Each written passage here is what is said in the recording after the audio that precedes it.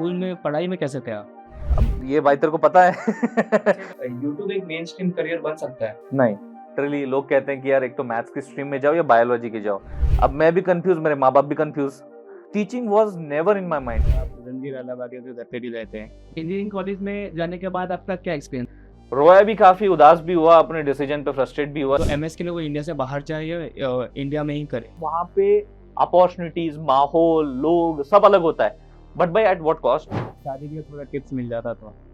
मतलब शादी से पहले वाली टीवी है, शादी के बाद डीन बैठे हैं हमारे यार कॉलेज के, वो डीन बैठे हैं यहाँ पे, सब फैकल्टीज बैठे हैं, उनके सामने बोलते हैं कि सर हम आपके वीडियोस देखते हैं और पास होते हैं। सो एआईएमएल के अलावा और क्या ट्रेंडिंग टेक्नोलॉजीज अभी है?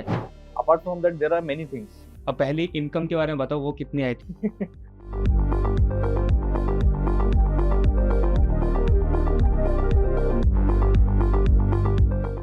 हाय दोस्तों, स्वागत है हमारे इस नए चैनल के पहले पॉडकास्ट वीडियो पे। और आज हमारे साथ जो गेस्ट है वो एक इंजीनियर है। हम तीनों का इंटरेक्शन, आज एक इंजीनियर का इंटरेक्शन होने वाला है, तो आज बहुत कुछ सीखने वाले हैं।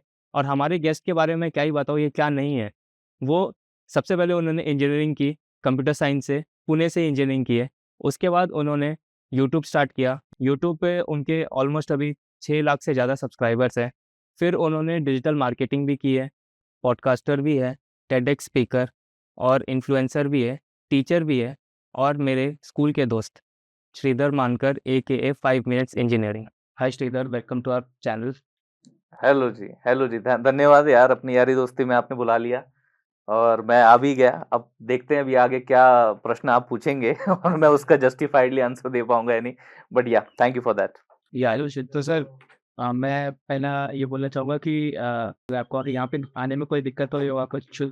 अरे हुआ भाई, गूगल बाई इतने आसानी से छोड़ती है क्या भाई अपने को एड्रेस पे है सोर्स से निकलो तो गूगल गाई बोलती, गूगल गाई नहीं मतलब सॉरी, गूगल बाई बोलती है भाई कि तुमको 50 मिनट में पहुंचाएगी, पर ऐसा होता नहीं है। टर्न वन मिस कर देते हैं, थोड़ी बहुत तकलीफ होती है। थोड़ा अंदर था काफी ये एरिया यार, लेकिन चलो पहुंच गए, ज्यादा कोई दिक्कत नहीं है। तो भाई स्टार्ट करेंगे आपके स्कूल जर्नी से थोड़ा। तो जैसे स्कूल का थोड़ा बताओ कि आपका बैकग्राउंड क्या है और आपने स्कूलिंग कहाँ से की। और जैसे हम दोनों भी सेम स्कूल में थे, 6 स्टैंडर्ड, मुझे जहाँ तक याद है हम दोनों साथ में थे। उसके बाद सर क्या हुआ, और कुछ मतलब कुछ मेमोरीज याद है क्या हमारी? अरे बिल्कुल याद है भाई, वो छोटे छोटे निकरों में, मतलब वो यूनिफॉर्म है भाई, उसको नहीं बोल सकते, वो यूनिफॉर्म है। उस यूनिफॉर्म में हम जाते थे भैया, पांचवी छठी में। स्कूल अपना आर्मी पब्लिक स्कूल था, आर्मी अपने पापा जी थे। और एक तरीके से काफी डिसिप्लिन माहौल था अपने स्कूल का जो भी रहता था। और कहीं ना कहीं जो है वो discipline after the school life काफी हेल्पफुल रहता है, वो मैंने नोटिस किया है। इन टर्म्स ऑफ वर्क हो, इन टर्म्स ऑफ एनीथिंग यार, एवरी पर्सपेक्ट ऑफ योर लाइफ, उसमें डिसिप्लिन काफी ज्यादा काम आता है। तो वही चीज रही है। बाकी यार खट्टी मिट्टी यादें तो अपने रहती ही हैं। वही अपना कैंटीन से समोसे खाना पैसे जोड़ जोड़ के। उसके बाद एग्जाम आए तो एग्जाम आने के बाद भैया थोड़ा एक दूसरे से पूछ पाछ लेना एग्जाम से पहले कि क्या चल रहा है क्या नहीं। बाकी यार वो तो बड़ा, उसको लंबा अरसा हो गया ना स्कूल को, तो कुछ ऐसी डिस्टिंक्ट यादें ही याद है। बाकी तो अपार्ट फ्रॉम दैट ऐसा कुछ खास तो नहीं यार। अपना भी बचपन वैसे ही था। अपन ने ऐसी कोई मतलब यार बहुत बहुत ज्यादा ही शैतानी कर दी हो, या फिर ऐसा बहुत ही किस्सा बना दिया हो कि यार वो अब तक याद है, ऐसा तो नहीं। मतलब we were like very normal people, या फिर normal, we should say normal बच्चे थे भैया। ना बहुत ज्यादा एक्सट्रीम वर्स्ट में जाते थे, ना बहुत ज्यादा एक्सट्रीम बेस्ट में जाते थे। एकदम एवरेज में अपना अपना अपना कछुए की चाल चलते रहते थे, बस ऐसे ही था। स्कूल में पढ़ाई में कैसे थे आप? अब ये भाई तेरे को पता है कि भाई मैं बढ़िया ही था फिर चाहे वो स्कूल हो, चाहे वो कॉलेज हो, चाहे वो मास्टर्स हो। अ, मेरा मानना ये रहा है कि भाई पढ़ना काफी जरूरी है, और पढ़ने से ज्यादा इंपॉर्टेंट आप पढ़ कैसे रहे हो। अगर आप रट रहे हो और सिर्फ भैया पास होने के लिए पढ़ रहे हो, तो I really don't support this. मतलब मैं अपने चैनल पे भी बोलता हूँ भैया, आपको याद रखने की ज्यादा कोई जरूरत नहीं है, मेमोराइज नहीं करना, ये बहुत इंपॉर्टेंट रिसोर्स है। इसमें वही चीजें स्टोर करनी है जो कि आपके लिए काफी ज्यादा अहमियत रहने वाली है। तो आई ट्राई टू टेल कि यार थोड़ा सा प्रैक्टिस कीजिए। अभी मुझे बताइए ना, आप गाड़ी जब चलाते हो, साइकिल जब चलाते हो, तो वो चीज याद रखते हो क्या कि नहीं यार अब बैठूंगा तो यार नहीं याद रखना, नहीं ना। वो आपके हैबिट में आ जाता है, you absorb that particular thing. तो ये चीजें भी नॉलेज है, उसको एब्जॉर्ब करना है कि भाई उसको याद ना रखना पड़े। अगर किसी ने मेरे से पूछ लिया तो बस निकल जाए मेरे मुंह से कि हाँ भाई मेरे अंदर है वो, तो मैंने बोल दिया। It's that's actually what I think is studying. और मैंने वही फंडा जो है, हालांकि टू बी ऑनेस्ट बचपन से तो नहीं फॉलो किया क्योंकि किसी को भी इतना पता नहीं होता। बचपन में जैसे मैंने बोला कि थोड़ा रट वगैरह लेते थे, लेकिन आफ्टर जैसी मेरी वो 11th-12th फिर कॉलेज लाइफ शुरू हुई, देन आई स्टार्टेड रियलाइजिंग कि नहीं भाई, ये ऐसा फंडा कब तक चलेगा, ज्यादा देर तक नहीं टिकेगा। अगर कर भी लिया तो यार इतना नहीं टिक पाएंगे ना अपन। तो ultimately we have to drop down to that absorption वाला जो फंडा है उस पे, और वही काम किया, इसलिए अभी यहाँ पे है। तो स्कूलिंग तो आपने रोहित के साथ किया ही है, बाकी मुझे पता है कि आपने इंजीनियरिंग किया है। तो आपने 10th के बाद सब्जेक्ट्स कौन-कौन से चूज़ किए थे? मैं तो भाई ले लिया था पीसीएमबी, मतलब पीसीएमबी मतलब लिटरली लोग कहते हैं कि यार एक तो मैथ्स की स्ट्रीम में जाओ या बायोलॉजी की जाओ। मैं बोला दोनों दे दो मेरे को। एंड लकीली हुआ ऐसा कि यार मैथ्स में और बायोलॉजी में दोनों में अच्छे मार्क्स आ गए। तब धर्म संकट आ गया कि भाई मैथ्स अच्छा होता तो बोलते इंजीनियरिंग में जाओ, बायो अच्छा होता तो लगता है यार कि भाई चलो मेडिकल में जाओ। दोनों में अच्छे आ गए। अब मैं भी कंफ्यूज, मेरे माँ बाप भी कंफ्यूज, लेकिन फिर सोचा ये कंफ्यूजन को टाई ब्रेक कैसे किया जाए। तो फिर पैसे भी होते हैं ना। मेडिकल में ज्यादा पैसे लगते हैं, इंजीनियरिंग सस्ते में नहीं पड़ जाता है। तो बोले एक काम करते हैं पापा, अपन तो देखो ऐसा है ना कि मतलब बहुत ज्यादा नहीं अपने पास, टू बी ऑनेस्ट, है ना। तो फिर अपन एक काम करते हैं, इंजीनियरिंग कर लेते हैं, है ना, बढ़िया रहेगा। और ठीक है, मेरे को मैथ्स थोड़ा टफ लगता था, बट बोला चलो ठीक है करते हैं अपन। और जब किया तो फिर वो हुआ, एंड अच्छा था यार, वो डिसीजन आई थिंक लेना जरूरी था। And you have to know about this, biology भी जरूरी होता है इंजीनियर्स के लिए भी। मतलब ऐसा कुछ पहले से इंटरेस्ट नहीं था खास कि मेडिकल या इंजीनियरिंग कुछ नहीं? कोई इंटरेस्ट नहीं। बनना चाहते थे पहले? बनना तो मैं एक पापा की तरह आर्मी ऑफिसर ही चाहता था, जैसा पापा रहते हैं वैसे ही हम भी बनना चाहते हैं। बट पता नहीं ओवर द टाइम यार, मैंने ट्राई भी किया, ऐसा नहीं कि नहीं ट्राई किया, एनडीए की एग्जाम सब कुछ दिया मैंने। बट पता नहीं वो जो नहीं होना होता ना वो नहीं होता फिर, और जो होना होता है ना वो कहीं से भी रास्ता निकाल लेता है और वो हो ही जाता है। तो वैसे टीचिंग के मामले में हुआ। Teaching was never in my mind कि भाई अपन, मेरे को ये पता ही नहीं था भाई अपन पढ़ा भी सकते हैं, पढ़ा सकते भी है नहीं, ये सबसे बड़ा क्वेश्चन था।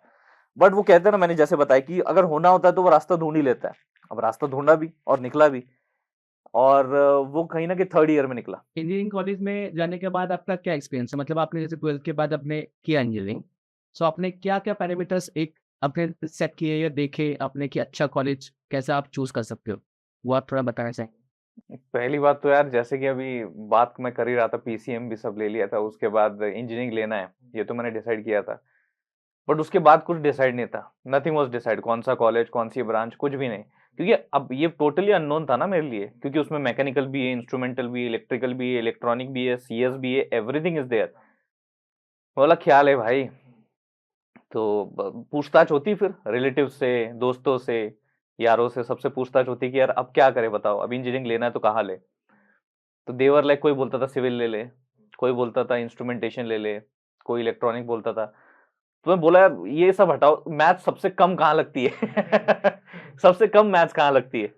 बोला यार सबसे कम तो देखो, लॉजिकली थिंकिंग आपको अगर होगी तो थोड़ी मैथ्स आपको कम लगा तो चलेगा ना। मैं बोला अरे चलेगा, तू बस बोल। तो एक्चुअली ये सब मैं पूछ रहा था, एक मेरा टॉपर दोस्त था, उसी से पूछ रहा था। उसके भैया भी थे, तो उससे पूछा तो बोला यार सीएस एक ऐसी फील्ड है कंप्यूटर साइंस जो कि काफी ज्यादा लॉजिक पे निर्भर करती है। मैथ्स भी होता है, ऑल टुगेदर मैथ्स भी होता है, ऐसा नहीं मैथ्स नहीं है, लेकिन लॉजिक पे ज्यादा खेल होता है उसमें। आपको प्रोग्राम्स उस तरीके से जो है ना करने पड़ते हैं कि वो लॉजिक का खेल बढ़िया आपका बैठना चाहिए, अगर वो बैठ गया तो सही है। और कॉलेज एज सच मैंने कुछ सोचा नहीं था। मैं बोला अपने मार्क्स के हिसाब से भैया जो भी कॉलेज अपने को मिल जाए वहां पे ले लेते हैं एडमिशन। तो मैंने कुछ एक के दुक्के नाम थे जो कि अपने पुणे में काफी पॉपुलर थे, तो मैंने वो सब भर दिए थे। एंड मैंने आई थिंक टॉप 5 दिए थे, ऐसे कुछ तो क्राइटेरिया होता है ना वहां पे, आपको 5 मेंशन करने होते हैं।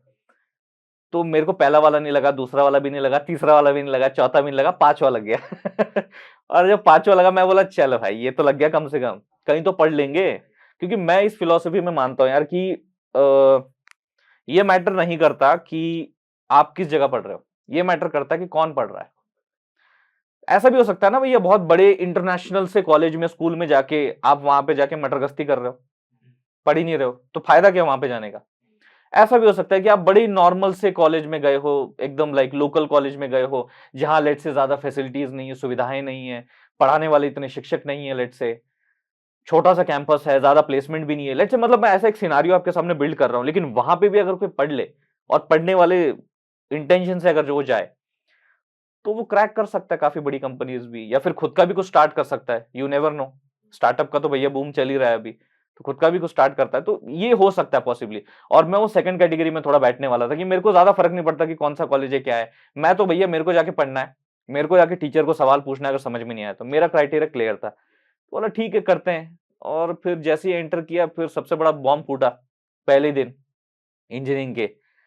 मैं बोला यार, मैम ने पूछ लिया, ये वाकई एक्चुअली मैंने अपने जितने भी कॉलेज सेमिनार्स में जाता हूँ, पॉडकास्ट इससे पहले दिए हैं, उसमें मैंने ये मेंशन किया है।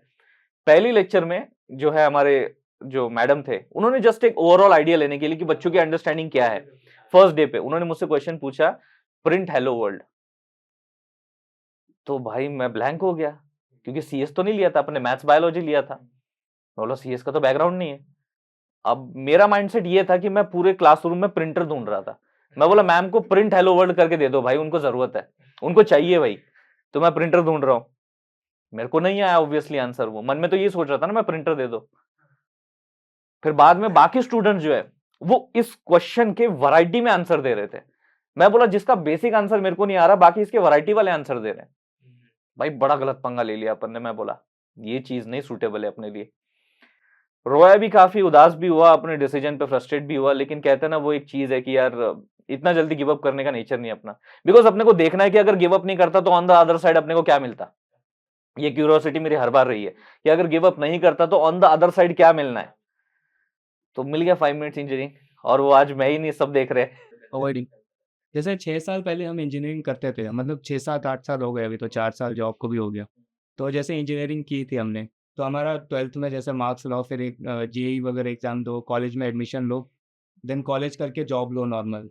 तो अभी आज के अप्रोच में कुछ अगर आज कोई 12th में है, तो वो मतलब एग्जाम तो देगा ही, जैसे जेई तो देने वाला है, लेकिन वो और कैसा अप्रोच ले कि वो मतलब और एक्स्ट्रा क्या अप्रोच ले सकता है जो हमने मिस किया हो उस टाइम, ताकि वो बेटर कॉलेज में जा सके। जो बेटर कॉलेज में जा सके उसके लिए तो भैया कोई ऑप्शन नहीं है। आपको तो यार एक तरीके से वो जो एग्जाम्स होती हैं वही क्रैक करनी पड़ेगी, क्योंकि अल्टीमेटली कॉलेज आपको एंट्री देने के लिए, अपने एडमिशन देने के लिए क्राइटेरिया तो वही रखता है ना। वो आपके थोड़ी ना वो चेक कर रहा है कि तुमको पाइथन आता है कि नहीं। जेई में जो सिलेबस रहेगा, या जो अभी नीट भी आ रहा है, तो उसमें जो सिलेबस रहेगा वो जो तुम अगर अच्छी तरह कंडक्ट करते हो, मार्क्स अच्छे लाते हो, तो तुम्हारे जो कट ऑफ के हिसाब से अगर अंदर मार्क्स आ जाते हैं तो तुम्हें वो एडमिशन दे देगा। कॉलेज के हिसाब से तो यही क्राइटेरिया और यही चलता रहेगा। मेन चीज ये है कि जॉब के हिसाब से वो चीज चलेगी या नहीं। जॉब के लिए तो आपको स्किल्स चाहिए। हाँ, ऐसा नहीं कि मार्क्स नहीं लगते, मार्क्स भी लगते हैं। It is also the parameter but not it's the only parameter. कि ऐसा नहीं कि भैया हम सिर्फ मार्क्स देखेंगे, नहीं नहीं नहीं नहीं, हम मार्क्स भी देखेंगे, ये फर्क है। तो ये चीज होनी चाहिए, स्किल्स भी उसमें होनी चाहिए। अभी जैसे हम जॉब कर रहे हैं, जैसे आपने बोला कि मतलब सीएस वाले भी, सीएस जैसे कोई इंटरव्यू कंपनी आई, इंटरव्यू ले आईटी ब्रांच के लिए, लेकिन वो सॉफ्टवेयर कंपनी है, लेकिन वो सारे ब्रांच के लिए ओपन करती है, जैसे ईएनटीसी भी आ जाते हैं, आईटी, मैकेनिकल, सिविल, जैसे आपने बोला ऐसा होता है। तो ऐसा क्यों होता है, मतलब क्या हो रहा है, मतलब उस ब्रांच में जॉब्स कम है या क्या सीन चल रहा है, आईटी ज़्यादा ग्रो हो रहा है, मतलब ऐसा डेफिनेटली सिनेरियो क्यों हो रहा है? फिर ब्रांच अलग-अलग है, फिर क्योंकि लोगों का माइंडसेट भी आगे यही बनेगा, फिर हम आईटी में ही जाते हैं ना। डेफिनेटली ये चीज तो है ही ना यार। अब मैंने जैसे एग्जांपल दिया, मैकेनिकल वाला जो मेरा दोस्त है वो आईटी फर्म में काम कर रहा है, और भी बहुत सारे हैं जो कि अलग अलग अपने ब्रांच में थे, लेकिन finally they got to merge into the IT companies itself. वहां पे वो वही काम कर रहे हैं, वही चीज जो है इंप्लीमेंट कर रहे हैं जो हमने सीखी थी। अल्टीमेट क्वेश्चन ये है कि उनको क्या फील होता होगा। अब सोचिए, जिसने, यार मेरा दोस्त है 4 साल भाई मैकेनिकल, मैकेनिकल कोई आसान सब्जेक्ट नहीं है, काफी डिफिकल्ट सब्जेक्ट है। उसने 4 साल उसको दिए, उसने पढ़ा समझा, और उसका आई डोंट थिंक सो एक भी बैकलॉग था उसका। बहुत बढ़िया उसने किया परफॉर्म, लेकिन अल्टीमेटली उसको आईटी में जाना पड़ रहा है। तो सोचो उसको क्या फील हो रहा होगा। उनको डिफिकल्टी, मैकेनिकल वालों को थोड़ा ज़्यादा डिफिकल्टी भी होती है, क्योंकि हम्म, जैसे सॉफ्टवेयर उन्हें फिर इसमें पता भी नहीं रहता कि क्या पढ़े, क्या ना पढ़े, उनको हेल्प लगती है। बिल्कुल। और फिर अपना उसमें 4 साल चले गए। जो कंपनी है ना, सुनिए यहाँ पे, वो जो कंपनी है भाई, वो अपना ट्रेनिंग पीरियड रखती है ना, 4 महीना। तो मतलब इससे पहले भैया आपने जो भी कुछ सीखा हो, हमको लेना देना है ये 4 महीने 6 महीने में जो आपका ट्रेनिंग पीरियड रहेगा ना, उसमें जो हम आपको सिखाएंगे, आपको बस आगे वही काम करना है। ये भी एक अल्टीमेट चीज रहती है, जो कि फिर उनको लगता है कि ठीक है यार, अभी अगर शायद अगर 4 साल मैंने ये पढ़ने के बाद अगर लेट से मुझे अगर कहीं अपॉर्चुनिटी नहीं मिल रही है, मेरे कॉलेज में अगर प्लेसमेंट नहीं आ रहा है, या फिर अगर कहीं पूल कैंपस में अगर नहीं लग रहा है, अगर पॉसिबिलिटी खत्म हो रही है ना यार उनके ब्रांच की, अगर नहीं मिल रहा है, क्या कर सकते हैं भाई। क्या कर सकते हैं? अब नहीं मुझे कोर इलेक्ट्रिकल में नहीं मिल रहा है, कोर इलेक्ट्रॉनिक में नहीं मिल रहा है, मिल नहीं रहा, ये बोल रहा हूं, होता है, मिल नहीं रहा, ये मैं बोल रहा हूं। अगर मिल नहीं रहा तो क्या करें? तो अब उनके पास अगर कंपनीज आ रही हैं और ऊपर से अगर कॉलेज वालों ने ये क्राइटेरिया रख दिया है कि चलो ठीक है, इंटर जो आपके ब्रांचेस हैं वो भी यहाँ पे आईटी के लिए अपना अप्लाई कर सकते हैं, हो गया तो ठीक है, अच्छी बात है, नहीं हुआ तो क्या ही कर सकते हैं। तो उनको एक ऑप्शन है भाई, उनको एक ऑप्शन है कि मेरे यहाँ नहीं हुआ तो ये तो ऑप्शन है ही, it's like a default option for all the other branches as well. और जैसे आपने इंजीनियरिंग किया ही है, तो उसमें ऐसा जैसे 4 इयर्स तो हम टेक्निकल चीज़ें सीख ही रहे हैं। तो टेक्निकल चीज़ों के अलावा आपने ऐसा कोई क्वालिटी या ऐसा कुछ सीखा है जो आप अभी अभी आप यूज़ करते हैं, ऐसा कुछ आपके अंदर डेवलप हुआ है, कोई हैबिट या कोई क्वालिटी जो आपको सीखने मिली है इंजीनियरिंग में? कॉलेज के दिनों में तो ऐसा कुछ नहीं किया था मैंने, मैं किताबी कीड़ा था, मैं किताब के बाहर सोचता नहीं था, ना मैं टेक्निकल इवेंट ज्वाइन करता था, ना कल्चरल इवेंट ज्वाइन करता था, नथिंग। मेरे को दोस्त काफी फोर्स करते थे कि आजा भाई, आजा आजा, लेकिन मैं लाइक नो, मैं बोला नहीं भाई, अपने को पहले तो अच्छा पॉइंटर लाना है। तो मेरी वो रेस थी, और इस वजह से ना कहीं मैं एक इंट्रोवर्ट पर्सनालिटी जो है कि मैं बात ही नहीं कर पाता था। सामने अगर कोई आ जाए, मेरा दोस्त ही आ जाए, अरे यार नहीं, ये मुझे, अरे ऐसा नहीं, अच्छा ऐसा है, ओके, मैं श्योरिटी के साथ वो आवाज सामने तक नहीं पहुंचा पाता था। लेकिन आफ्टर जैसे ही मैंने अपने वीडियोस बनाने शुरू किए, so that's where I just gain this communication skill. आप मेरा पहला वीडियो उठा के देख लीजिए जो मैंने चैनल पे अपलोड किया है, और अब जिस तरीके से मैं बात कर रहा हूँ, जमीन आसमान का फर्क है। ये कैसे हुआ? ये बस उसी की वजह से हुआ। अब भाई वीडियोस बनाना तो कहीं करिकुलम में नहीं लिखा था, लेकिन मैंने लिया। तो ऐसी कुछ चीजें होती हैं जहां पे आपको आउट ऑफ करिकुलम जाके अपने आप को बेटर बनाना होता है। ये मैंने सीखा। ठीक है भैया, वो सिलेबस इंपॉर्टेंट है, वो पढ़ोगे तो मार्क्स मिलेंगे, ये ठीक है, ये फंडामेंटल है आपके कंप्यूटर की दुनिया का, सीएस की दुनिया का, तो वो तो आपको पढ़ना ही पड़ेगा। लेकिन अपार्ट फ्रॉम दैट भैया, तुम भी तो हो, तुम्हें भी तो डेवलप होना है, तुम्हें भी तो स्किल्स गेन करनी है। और सबसे इंपॉर्टेंट ये होती है कि आप अपने आप को प्रेजेंट कर पाओ। भाई इस तरीके से बोलना आना चाहिए कि भाई मैं कितना भी झूठ बोल रहा हूँ लेकिन सामने वाले को लगे यार कितना सच बोल रहा है आदमी। इस कॉन्फिडेंस के साथ बोलना चाहिए, और वो शब्दों को चुनाव करना है और उसको इतना इंपैक्टफुली सामने वाले के सामने रखना है कि मतलब नहीं यार, वजन तो है भाई, उसके उसके बोलने में वजन है। तो कम्युनिकेशन स्किल मुझे ऐसा लगता है, अपार्ट फ्रॉम टेक्निकल अगर हम बात करें, तो पर्सनल स्किल में भैया कम्युनिकेशन स्किल आना चाहिए। इस तरीके से बात करनी आनी चाहिए कि भैया हाँ यार, ये कुछ बता, रुक जाओ यार, 1 मिनट 1 मिनट 1 मिनट, ये कुछ बोल रहा है, रुक जाओ, ये कुछ बोल रहा है। अब जैसे ही मेरे मेरे मेरे अभी जो फिलहाल पॉलिटिशियंस का भी ये माहौल चल रहा है इलेक्शन का, राज साहब ठाकरे, जब उनकी रिस्पेक्टिवली सभा होती है, एवरीवन वो पॉज लेते हैं बीच में, बट एवरीवन इज लाइक बड़े शांति से सुन रहे हैं उनको, क्या बोल क्या रहे हैं भाई, वो बोल क्या रहे हैं, उनको सुनना है, वो जो चीज बोल रहे हैं उनको समझना है। That is the power communication skill, मुझे लगता है जो आपके लाता है, ये इंपॉर्टेंट है। कन्विंसिंग पावर, जो आपके वर्ड्स में आप क्या कह रहे हो सामने वाले को कन्विंस कर पाओ, वो बहुत। बिल्कुल बिल्कुल। अभी जैसे आपने फर्स्ट डे इंजीनियरिंग का तो बताया, लेकिन लास्ट डे इंजीनियरिंग जब आप पास आउट हो रहे थे, इंजीनियरिंग से निकल रहे थे, तो मतलब क्या डिफरेंस में उस टाइम क्या फीलिंग थी, क्या महसूस किया मतलब, और क्या डिफरेंस था? याद तो किया होगा यार फर्स्ट डे क्या था और आज मैं छोड़ रहा हूँ, तो क्या इम्प्रूवमेंट थे, क्या था? इंप्रूवमेंट तो काफी सारा था यार। जो बंदा फर्स्ट लेक्चर में प्रिंट हेलो वर्ल्ड क्या होता है वो नहीं बता पा रहा था, वो अपने लास्ट डे ऑफ इंजीनियरिंग में जब उसे डिग्री मिल रही थी, वो अपने डिपार्टमेंट के टॉप 5 रैंकर्स में था। तो डिफरेंस तो बड़ा है भाई। जिसको एबीसीडी नहीं आती, वो भाई उसको इंग्लिश में डॉक्टरेट दिया जा रहा है, आप ऐसे समझ लीजिए, वो लेवल कुछ हो रहा है। तो लगा यार इन 4 सालों में कहीं ना कहीं मेहनत तो की है भाई, और उस मेहनत का फल दिख भी रहा है। और एक मजे की बात मैं बताना चाहूंगा, जब मुझे डिग्री मिल रही थी, मैं वो टॉप 5 डिपार्टमेंट स्टूडेंट्स में था, तो वो मैम सामने बैठी थी जिन्होंने मुझे प्रिंट हेलो वर्ल्ड क्या होता है वो मुझे पूछा था, and she was sitting in front of me, and she was like very good यार, बहुत बढ़िया। तो काइंड ऑफ क्या है सक्सेस, क्या है achievement, this is what is achievement. आप पहले क्या थे और अब क्या हो। मेरे लिए तो मैं इसको और ज्यादा कॉन्क्रीट कर देता हूं, मतलब मैं तो इसको बोलता हूं कि भाई इसका स्पैन काफी कम कर देता हूं। 4 साल का स्पैन क्यों पकड़ना है, मैं 1 दिन का पकड़ता हूं। मैं आज जो हूं और जो मेरा कल था, कल का जो दिन था अपना सैटरडे, आज संडे, क्या मैं सैटरडे से आज संडे में 1% भी इंप्रूव हुआ, मैं क्या 0.0001% भी इंप्रूव हुआ? If yes, then I think so yes, it is a success. क्योंकि आप बेटर हो रहे हो, आप डिक्लाइन नहीं जा रहे हो, आप प्रोग्रेस की तरफ जा रहे हो। तो ऐसा फिर अगर इसका क्यूमुलेटिव इफेक्ट देखोगे 4 साल का, वो तो सामने था ही, वही रिजल्ट दिखना था जो लास्ट डे ऑफ इंजीनियरिंग में दिखा। काफ़ी अच्छा था भाई। सो जैसे हमने इंजीनियरिंग का तो बारे में बात कर ही रहे हैं, तो एडमिशन के बारे में भी हमने बात की कि क्या-क्या पैरामीटर्स है। सो एक फैक्टर है जो बहुत इम्पैक्ट करता है, जैसे आपने फ़ीस की बात की कि मेडिकल की फ़ीस काफ़ी ज़्यादा होती है और इंजीनियरिंग की एज़ कंपैरेटिवली कम होती है। लेकिन हमने जब इंजीनियरिंग में एडमिशन लिया था तो हमारा अराउंड 1 लाख पर एनम ऐसा कुछ फ़ीस था। सो अभी जो है इंक्रीज़ हो रही है डे बाय डे। तो अभी वो फैक्टर आपको क्या लगता है कि सही है कि इतना एक्सपेंसिव एजुकेशन अभी होना चाहिए? क्योंकि अभी मैं अगर स्कूल की भी बात करूँ, मेरे कॉलीग्स हैं कि जो चाइल्ड है, किड हैं, वो अभी उनके एलकेजी नर्सरी की फीस अगर प्राइवेट स्कूल की बात करें, अच्छे प्राइवेट स्कूल की 1 लाख पर एनम। सो कितना एक्सपेंसिव एजुकेशन होना चाहिए क्या? आपके हिसाब से, मतलब आपका ओपिनियन क्या है? अ, ब सब तरफ नहीं है ना एक्सपेंसिव, लेकिन अब आप जहाँ जाना चाहते हो वहाँ एक्सपेंसिव है, जहाँ नहीं जाना चाहते, जहाँ कोई पूछ भी नहीं रहा है, वहाँ तो एक्सपेंसिव नहीं है। बट फिर एक्सपेंसिव नहीं तो फिर बाकी डिसएडवांटेजेस भी वहाँ पे होंगे कि क्यों एक्सपेंसिव नहीं है, there must be a reason behind that ना। बट मुझे ऐसा लगता है यार कि नहीं होना चाहिए। मैं खुद यार देखो, मैं भी अगर अभी पढ़ाता हूँ, जो भी मैं ऑनलाइन कोर्सेज करता हूँ, सेशंस लेता हूँ, मैं खुद इसको इतना सुपर डुपर अफोर्डेबल रखता हूँ कि मैं किसी और का नहीं कह सकता यार, लेकिन मैं अपनी तरफ से तो यार उसको जितना अफोर्डेबल रख सकूं उतना रखता हूँ। जितना अफोर्डेबल मैं रख रहा हूँ, आई डोंट थिंक सो मार्केट में आज इतनी सारी चीजें लाइव मोड में इतने अफोर्डेबल प्राइस में कोई दे रहा है जितना मैं देता हूँ। तो मैं अपने लेवल पे तो कोशिश कर सकता हूँ।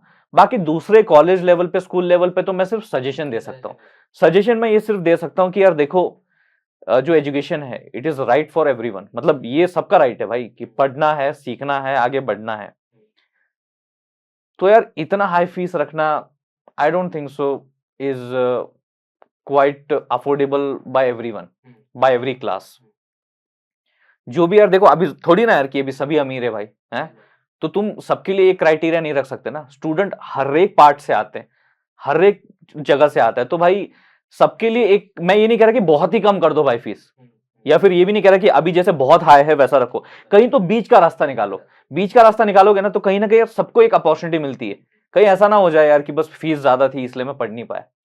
ये नहीं होना चाहिए, ये किसी हालत में नहीं होना चाहिए। ये मेरा कहने का तात्पर्य है। बाकी देखिए, फिर सजेशन को अगर कॉलेजेस सुनते हैं तो बढ़िया बात है, बाकी तो फिर वो समझदार है। भाई जैसे कॉलेज में जो पढ़ाया जाता है, हमारे हम्म। सिलेबस में जो रहता है, वो कितना काम आता है इंडस्ट्री में? हम्म। और अगर, क्योंकि मैं भी जॉब कर रहा हूँ, तो वहाँ पे कुछ अलग ही चीज़ चल रही होती है और कॉलेज में हम कुछ और ही करते हैं। हम्म। वो बहुत आउटडेटेड सिलेबस रहता है, आज भी। तो मतलब और उस वो गैप को कैसे फिल किया जाए? मतलब कैसा? और मतलब कॉलेज जो कर सकते हैं वो अप्रोच तो बताओ, और स्टूडेंट अपने पर्सनल लेवल पे क्या कर सकते हैं? पहले से ही कैसे प्रिपेयर हो सकते हैं चीज़ों के लिए? पर्सनली अगर मैं बात करूं अपने लेवल पे यार, तो जो भी हम लोगों को अपने ग्रेजुएशन में पढ़ने को मिल रहा है, that is a fundamental core, what ever it is. मतलब ये तो प्रोग्रामिंग लैंग्वेज हो गया यार, मैं तो कॉन्सेप्ट्स की बात कर रहा हूँ, मैं तो सब्जेक्ट्स की बात कर रहा हूँ, मैं ओएस की बात कर रहा हूँ, सीओए, टीओसी, ये इन इन सब फंड अभी बहुत सारे हैं यार इसमें। तो अभी तो मैं मतलब अगर गिनते बैठ गया तो 40 प्लस सब्जेक्ट्स निकल के आ जाएंगे। अब इंडस्ट्री में जो हो रहा है ना वो इसके ऊपर हो रहा है, इसके ऊपर बिल्ड हो रहा है, बराबर है। अब मैं बात कर रहा हूं प्रोडक्ट बेस्ड कंपनीज की, मैं सर्विस ओरिएंटेड कंपनीज की बात नहीं कर रहा हूं, मैं प्रोडक्ट बेस्ड कंपनीज की बात कर रहा हूं।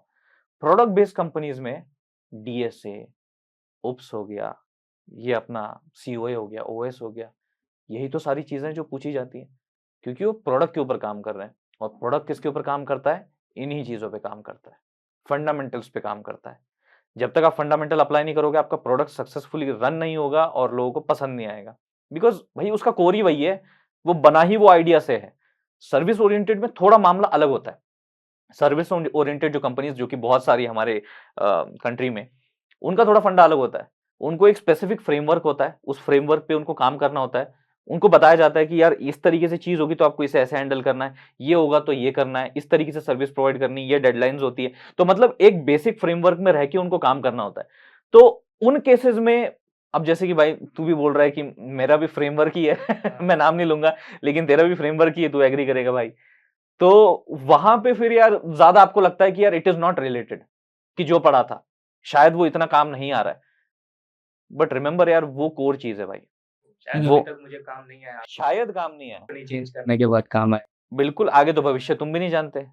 यहाँ जितने हम हैं और पीछे हमारे दो कैमरा पर्सन है, वो हम नहीं जानते कि नेक्स्ट ब्रेथ हम ले पाएंगे या नहीं। We can't guarantee that.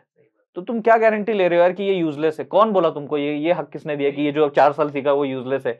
तुमको आगे का क्या पता कि कहाँ इस्तेमाल हो जाए? और ज्ञान एक ऐसी चीज है, वो अल्टीमेटली कहीं ना कहीं कभी ना कभी काम आती ही है। उसका एक डिसाइडेड टाइम होता है बस, कि हाँ तुमने वहां पढ़ा था, 10 साल बाद, 12 साल बाद, 20 साल बाद, हाँ यहाँ यूज होगा। And that time you will realise, you will connect the dots कि अरे हाँ यार, ये पढ़ा था तो अब काम आया। मेरा पूछने का मतलब ये था कि जैसे वो तो इम्पोर्टेंट है, जो फंडामेंटल्स है, जो कॉलेज में पढ़ाया जाता है। लेकिन इंडस्ट्री का जो वो गैप है थोड़ा एक, तो वो कैसे मतलब नए टेक्नोलॉजीज की बात कर रहे हैं ना भाई तू, जो नए टेक्नोलॉजीज आ रहे हैं, जो अभी डेटा आ रहा है, डेटा इंडस्ट्री आ रही है, data science, data analytics, data engineering, उसमें अलग अलग पर्सपेक्टिव्स आ रहे हैं। तो फिर अब कॉलेजेस क्या कर रहे हैं उसके लिए? पहले था क्या मशीन लर्निंग? पहले था क्या डेटा साइंस? पहले था क्या एआईएमएल? पहले तो डीएस, अभी भाई एआईएमएल ब्रांच ओपन कर रहे हैं लोग, डीएस ब्रांच ओपन कर रहे हैं लोग। इट्स नॉट द सी, हमारे पास तो सब्जेक्ट थे, अभी ब्रांच ओपन हो रही है। क्यों हो रहा है? कि इंडस्ट्री की वो नीड है, वो चीज पता होनी चाहिए स्टूडेंट्स को। अगर वो चीज स्टूडेंट्स को पता होनी चाहिए, तो वो हमें उनको पढ़ानी चाहिए। मैं खुद गया हूं ना यार, मैं बहुत सारे सेमिनार्स में गया हूं। मैं तो अभी हाल फिलहाल में एक इनॉग्रेशन में भी गया था, तो उनका जो एआईएमएल ब्रांच था, वो वहां पे वो ओपन कर रहे थे कि हाँ अब ये नया एक ब्रांच है, अभी इसमें ये स्टूडेंट्स का इंटेक होगा, अब इस तरीके से ये सिलेबस रहेगा। तो ऐसा है चीजें। कॉलेज भी अपनी तरफ से ट्राई कर रहा है, बिकॉज उनको भी रिलेवेंट रहना है ना आखिरकार, उनको भी रिलेवेंट स्टैंड करना है। ऐसा तो वो नहीं करेंगे कि अरे यार ये चीज नहीं काम की है तो इसको हटा दो, नहीं, वो है काम की, उनको पता है। अब जरूरी थोड़ा नहीं कि सबको भैया एआईएमएल ही करना है, किसी को सीएस भी करना होगा, जरूरी थोड़ा ना किसी को सीएस करना है, किसी को आईटी भी करना है। तो भैया खोल के रखते हैं, और जिस हिसाब से भैया जैसी श्रद्धा होगी बच्चों की, उस हिसाब से वो आएंगे, पढ़ेंगे, और फिर आगे काम में आएगा वो ये चीज। अच्छी बात है। जैसे अभी आपने बोला कि अभी ब्रांच ओपन हो रहा है। हमने जब पढ़ा था एआई, हमने भी पढ़ा था, मशीन लर्निंग, हडूप भी पढ़ा था। पर वो थ्योरी थ्योरी पढ़ा था और एक छोटा सा प्रैक्टिकल प्रैक्टिकल हमने वो कंप्लीट कर दिया। लेकिन अभी ब्रांच भी ओपन हो रहा है, तो ये बहुत अच्छी बात है। ब्रांच भी ओपन हो रहा है अभी। हाँ, इंटर्नशिप के लिए जो है आजकल कॉलेज ही प्रमोट करता है स्टूडेंट्स को कि आप एक काम करो, लास्ट ईयर में इंटर्नशिप कर लो। उससे क्या होता है, ज्यादातर तौर पे इंटर्नशिप से आपको एक चीज मिलती है कि वो कॉर्पोरेट लाइफ आपको समझ में आ जाती है। क्या लोड होता है, क्या डेडलाइन होती है, क्या काम होता है, क्या फ्लो होता है, ये सारी चीजों के बारे में आइडिया मिल जाए आपको। और इसी को तो हम कह रहे हैं इंडस्ट्री एक्सपीरियंस। बाकी सब चीजें वहां पे जाने के बाद अल्टीमेटली 1 महीने बाद अपने को पता चल जाता है कि अपने को करना क्या है और किस तरीके से करना है। और अगर नहीं भी आए तो भैया अपने साथ सहयोगी जो होती है ना, सहयोगी जो होते हैं, वो अपने को बता ही देते हैं कि हाँ ऐसा कुछ कर ले यार। तो ऐसा कोई डिफिकल्टी नहीं है सच। और जैसे आपने अभी बात कही कि आप सेमिनार्स वगैरह में जाते रहते हो, गेस्ट लेक्चर के लिए आपको कॉलेज में जाते रहते हो आप। तो कौन कौन से कितने कॉलेज में अभी तक आप गए हो बाकी, और कितने नंबर बता दो, नंबर बता दो। नहीं यार, नहीं, सीरियसली मुझे नहीं पता, मैंने नहीं गिना यार। मैं, अब अगर तू मेरे यार भाई, अभी मैं लाइव गया था, तो लाइव के पीछे वो सारे फ्रेम्स रखे हुए हैं, अवार्ड्स रखे हुए हैं, जो कि मुझे उन्होंने ही दिए हैं जिन कॉलेजेस में गया हूँ। मैं ऐसा नहीं यार, मैं अपनी शान बखार रहा हूँ, ऐसी वाली बात नहीं यार। बट सीरियसली मैंने कभी वो काउंट मेंटेन ही नहीं किया है कि अच्छा 1 हो गया, अभी 2 हो गया, अभी 3 हो गया, 4 हो गया। अप्रोक्सली अगर मैं बताऊं तो अराउंड यार 40-50 प्लस हो गए होंगे यार कॉलेजेस, अगर मैं मतलब अराउंड अगर बता रहा हूँ। ऐसा नहीं होना चाहिए कि यार बंदे ने बताया नहीं। 40-50 प्लस अराउंड होंगे, ऐसा मुझे लग रहा है, मतलब उतने तो होंगे ही। आप उसमें भी आए हो एमआईटी डब्ल्यूपीयू में? एमआईटी डब्ल्यूपीयू में मैंने मास्टर्स किया था। अच्छा अच्छा अच्छा तो अच्छा। एमआईटी डब्ल्यूपीयू में आई थिंक वहाँ, बन के आए थे। हाँ वहाँ पे भी आया था मैं सेमिनार के लिए। सो आप सेमिनार्स वगैरह में जाते हो तो नॉर्मली आपको स्टूडेंट्स के तरफ से क्या ऐसे कॉमन क्वेश्चन, जैसे फीडबैक ऐसा कुछ मिलता है? क्वेश्चन आपसे नॉर्मली क्या फेस करते हो आप? क्या question? ऐसे ही क्वेश्चन पूछते हैं जो आप यही पूछते हो, यही पूछते हैं सर। क्या scope है? स्कोप क्या है सर, ये कैसे करें, वो कैसे करें सर, फोकस नहीं लग रहा सर, डिसिप्लिन नहीं हो रहा सर, मोटिवेशन नहीं मिल रहा सर, फंस गए हैं सर, चीज जो है समझ में नहीं आ रही है। आई मीन सीरियसली यार, वो फैकल्टी सामने बैठे होते हैं जिन्होंने बड़े सम्मान से मुझे बुलाया है, और ये लोग बोलते हैं सर हम आपकी वीडियो देखते हैं सर। मैं बोला यार कम से कम यहाँ पर्सनल में बोलो यार, यहाँ डीन बैठे हैं हमारे यार कॉलेज के, वो डीन बैठे हैं यहाँ पे, सब फैकल्टीज बैठे हैं, उनके सामने बोलते हैं कि सर हम आपके वीडियोस देखते हैं और पास होते हैं। मैं बोला फिर अभी ये क्या कर रहे हैं भाई, ये भी तो कुछ कंट्री, ऐसा मत करो यार। बड़ी इज्जत के साथ बुलाया उन्होंने मेरे को, ये सब सुनने के बाद कहीं बेइज्जत करके निकालना दे भाई मेरे को। तो उनको मैं वही बता देता हूँ, ये तुम्हारा इंटरनल मैटर है, तुम ये इंटरनल मैटर अपने टीचर के साथ सुलझाओ, मेरे को बीच में मत डालो भाई इसमें। एक स्टोरी पे डाली थी कि एक कॉलेज में प्रोजेक्टर पे वीडियो चलाया था आपका। हाँ हाँ हाँ हाँ हाँ वीडियो। हाँ बिल्कुल, वो एक मैंने बहुत पहले की बात है, मतलब लाइक 2-3 इयर्स बैक की बात है। ऑफ था या पता नहीं, आई डोंट नो टीचर थे या नहीं उस सब्जेक्ट के, बट उन्होंने प्रोजेक्टर पे ऑनलाइन कनेक्ट करके आई थिंक मेरे यूट्यूब पे वीडियो चला दिए थे। और वो प्लेलिस्ट मुझे साइड में दिख रही थी कि वो कंटिन्यूअसली प्ले हुई थी। तो तीसरे वीडियो पे या चौथे वीडियो पे थे आई थिंक सो वो। तो ठीक है, अच्छी बात है यार, अगर क्लासरूम में भैया अपने प्लेलिस्ट चलाई जा रही है सब्जेक्ट्स को समझने के लिए, कॉन्सेप्ट को। मैं तो बड़ा भाव विभोर हो गया था, मैं बोला बहुत अच्छी बात है यार, अच्छा मतलब चलो ठीक है, काम आ रही है किसी की चीज जो अपन बना रहे हैं। वजह से इंजीनियरिंग कंप्लीट होने के बाद जॉब पे स्विच करते हैं, तो जॉब लेते हैं तो एक्सपीरियंस मिलता है और हायर स्टडीज़ पे जाते हैं। तो मतलब कौन सा पाथ मतलब इजीली मनी मेकिंग में भी और जल्दी करियर सेट हो जाए हमारा, तो कौन सा ज़्यादा बेटर है? हम्म थोड़ा इस बारे में स्टेबल करियर अगर हमको चाहिए तो हमको कैसा ग्रेजुएशन के बाद ही आपको बहुत लगता है कि हमको जॉब लेनी चाहिए, एक्सपीरियंस ज़्यादा बेटर लगता है या हायर एजुकेशन ज़्यादा बेटर? कंफ्यूजन रहता है मतलब बहुत उस टाइम पे। मतलब after bachelors what to do, directly go for job और हायर स्टडीज, आप ये कहना चाहते हैं ना? अब देखो यार, ये person to person, interest to interest depend करता है। और ये जो आपने अभी बताया कि क्विक सक्सेस, क्विक मनी, ये सब स्कैम है। ये चीज में नहीं पढ़ना चाहिए हमने। जितना जल्दी क्विक मनी के आप पीछे भागोगे, उतना क्विक डाउनफॉल, मतलब जितना क्विकली आप राइज होंगे ना, उतना क्विकली आप फॉल होगे। ये प्रकृति का नियम है। अब मेरे 5 मिनट्स इंजीनियरिंग को देखो यार, अभी 6 साल होने को है, आराम से चल रहा है, लेकिन चल रही है गाड़ी बढ़िया। मतलब जो पेस टाइम के साथ पकड़ना चाहिए ना, वो पेस पकड़ रही है। मेरे को कभी भी ऐसा लगा नहीं कि यार चलो बहुत ज्यादा भैया अभी करते हैं भाई, बहुत पैसा बनाना है अपने को, बहुत सारी चीजें चाहिए। जितना है संतुष्ट है, बढ़िया है। ये चीज, ये क्राइटेरिया होना आपके अंदर बहुत जरूरी है। तो उससे कैसे ना, आप वो क्विक स्कैम के पीछे, वो क्विक स्कैम जो होता है ना, उसके पीछे नहीं भागोगे। रही बात कि भैया अपने को डायरेक्टली जॉब ले लेनी चाहिए, देखो ये डिपेंड करता है टोटली पर्सन टू पर्सन। अगर आपको ऐसा लग रहा है कि भैया अभी थोड़ा जॉब लेके थोड़ा एक्सपीरियंस ले लेते हैं, तो ठीक है, you can go for that. लेकिन अगर आपको ऐसा लगता है कि अभी फिलहाल यार मुझे ऐसा लगता है थोड़ा टाइम है, या फिर इंडस्ट्री की डिमांड कुछ और है, तो जो डिमांड है उसमें चलो मास्टर्स कर लेते हैं। जैसे कि फॉर एग्जांपल अभी डिमांड अगर है डेटा इंडस्ट्री की, डेटा साइंस, डेटा इंजीनियरिंग, तो अगर उसकी डिमांड है तो चलो फिर उसमें एक काम करते हैं, मास्टर्स कर लेते हैं। फिर मुझे थोड़ा और स्किल्स भी आ जाएंगे, और मुझे वो बेटर अपॉर्चुनिटी भी मिल सकती है आगे चल के, शायद ये पॉसिबिलिटी है।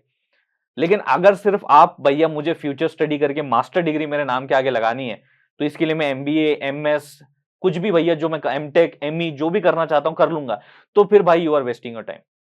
इससे अच्छा आप जॉब ही कर लो, 2 साल का एक्सपीरियंस ले लो, जितने 2 साल में आप मास्टर क्लियर करोगे, वो 2 साल के एक्सपीरियंस के बेसिस पे आगे चल के आप कंपनी स्विच करके और बेटर भी कमा सकते हो। तो अगर आप गाइडेड हो, कहने का मतलब अगर आपके दिमाग में कोई दिशा है, नॉट पटानी अगर कोई कोई दिशा है आपके दिमाग में अरे रोहित के दिमाग में दिशा ये बड़ा गलत हो गया यार, ये टर्न नहीं चाहिए था अपने को, मेरे मुंह से नहीं निकलना चाहिए था ये। ओके, अगर, और ये देखो ना स्टेटमेंट भी कितना मैच कर रहा है। अगर आपके दिमाग में दिशा है, चलो अगर आपके दिमाग में कोई गाइड है कि हाँ भैया ये करने से यहां जाऊंगा, तो इट्स गुड यार, कि मतलब you know the things that you are doing.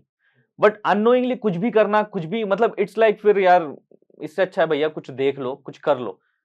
और जरूरी नहीं कि आपको फैंग के पीछे ही भागना है, आपको एमएनसीज के पीछे ही भागना है। भाई जॉब जॉब होता है, काम काम होता है। पैसा मिले, पैसा अपन कमा के ला रहे हैं अपनी मेहनत से भैया घर में, उससे बढ़िया सुख कुछ नहीं होता। काम काम होता है, कोई छोटा कोई बड़ा नहीं भैया, पैसा आ रहा है, मैं अपने फैमिली को प्रोवाइड कर पा रहा हूं, ये बहुत बड़ी बात है।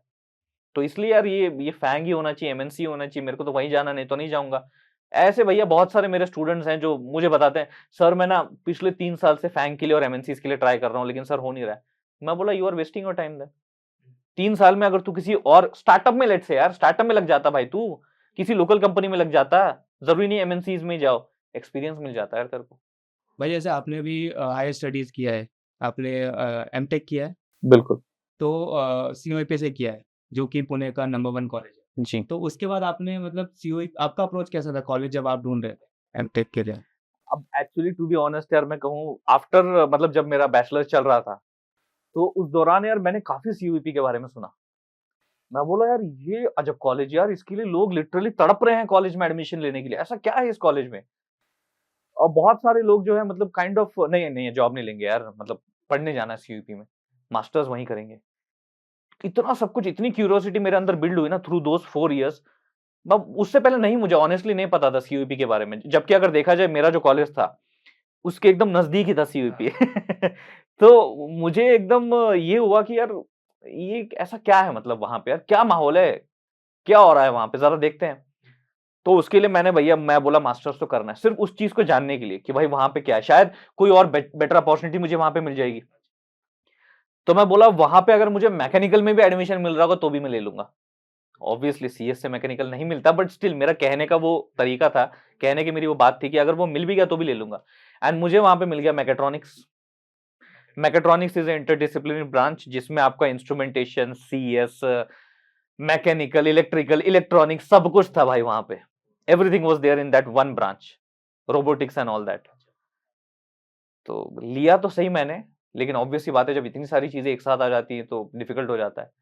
डिफिकल्ट भी था, बट मुझे यार पसंद आया वो सारा जो उनका जो स्पिरिट होता है ना, एक एक कॉलेज का स्पिरिट होता है, एक ऑरा होता है, एक माहौल होता है, वो बहुत ही प्रोडक्टिव माहौल है मुझे ऐसा लगता है।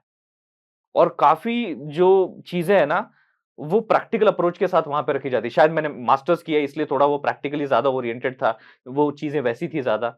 बट यार सही लगा मुझे वो माहौल ज्यादा, और मेरी जो क्यूरियोसिटी वो फिर थोड़ी 2 साल शांत हुई कि क्या है क्या नहीं। और कहीं ना कहीं ना उसने भी मुझे बहुत ज्यादा हेल्प आउट किया in terms of growing my personal self, कि यार कैसे भैया आपकी जो है other than that technical skills और क्या इंप्रूव होनी चाहिए।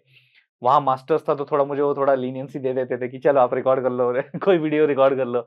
वहां के कई सारे जो टीचर्स थे वो भी मेरा वीडियो देखते थे। मैं एक एक वाकया बताना चाहूंगा सीयूपी का। देयर वाज अ टीचर, एक नए टीचर थे वो हमको सीएस एआईएमएल पढ़ाने के लिए आए थे वहां पे। That was also a subject in that mechatronics. And she came and she was very nice with all the students. सबको उन्होंने अच्छी तरह पढ़ाया। अब जब वो पढ़ा रहे थे, 1 हफ्ता हो गया, 2 हफ्ता हो गया। 2 हफ्ते के बाद इट वाज लाइक, अब मेरे जो पुराने वीडियोस है उसमें मेरी दाढ़ी नहीं थी। मास्टर्स में मैंने दाढ़ी रखी थी, तो आई वाज नॉट, मतलब मैं पहचान में नहीं आता था। लेकिन आफ्टर 2 to 3 वीक्स मैम मेरे पास आई, बोला आपको कहीं तो देखा हुआ लग रहा है आपको कहीं तो देखा हुआ लग रहा है। बोला नहीं मैम, मैं तो फर्स्ट टाइम यहाँ पे सीयूपी में, नहीं नहीं नहीं सीयूपी में नहीं, फर्स्ट टाइम, मतलब कहीं तो है, आप कहीं ऑनलाइन है पढ़ाते हैं। बोला हाँ मैम 5 मिनट्स टीचिंग। बोले अरे भाई साहब तुम 5 मिनट्स, अरे मैं तुम्हारे वीडियोस देखती हूँ। That time it was like the ultimate achievement for me, कि भाई जिस क्लास में मैं पढ़ रहा हूँ, जो टीचर मुझे पढ़ा रहे हैं वो मेरे वीडियो देख रहे हैं, भाई ये मेरे लिए बहुत बड़ी बात थी। ये मेरे लिए बहुत बड़ी बात थी, and literally I cried out of the happiness मैं उनके सामने नहीं डेफिनेटली, बट मुझे इतनी खुशी हुई कि यार चलो ये चीज हम लोग कम से कम अचीव कर पा रहे हैं, ये चीज हो पा रही है। तो बढ़िया, ये एक वाकया था यार जो अभी भी याद है और रहेगा। अच्छी बात है भाई। जैसे अभी अगर कोई पूछने आए कि मुझे एमएस करना है, मास्टर डिग्री करनी है, तो एमएस के लिए वो इंडिया से बाहर जाए या इंडिया में ही करे? अगर वो ऑप्शन दे रहा है आपको, तो आप क्या सलाह दोगे? मैं तो बोलूंगा भैया इंडिया में रहो। मैं इंडिया के बाहर जाने की सलाह किसी को नहीं दूंगा, कभी नहीं दूंगा मैं। अपना प्यारा देश है भैया, इसमें काम करो। इस फिर भी मतलब वो आएगा इंडिया ही वापस पढ़ के। किस क्या गारंटी है क्या गारंटी है भाई? अच्छा ठीक है, वो देश प्रेमी होगा, देशभक्त होगा तो वो जरूर आएगा। बट यार apart from this angle, country angle, वहां पे आप ये भी देखो ना यार कि वहां पे कॉस्ट ऑफ लिविंग क्या है जहां आप जा रहे हो। अगर आउट ऑफ इंडिया जाते हो, एमएस करने के लिए जाते हो, एमबीए करने के लिए जाते हो, जर्मनी जाते हो, यूएस जाते हो, कनाडा जाते हो, जहां पे भी जा रहे हो, वहां कॉस्ट ऑफ लिविंग देखो ना यार आप।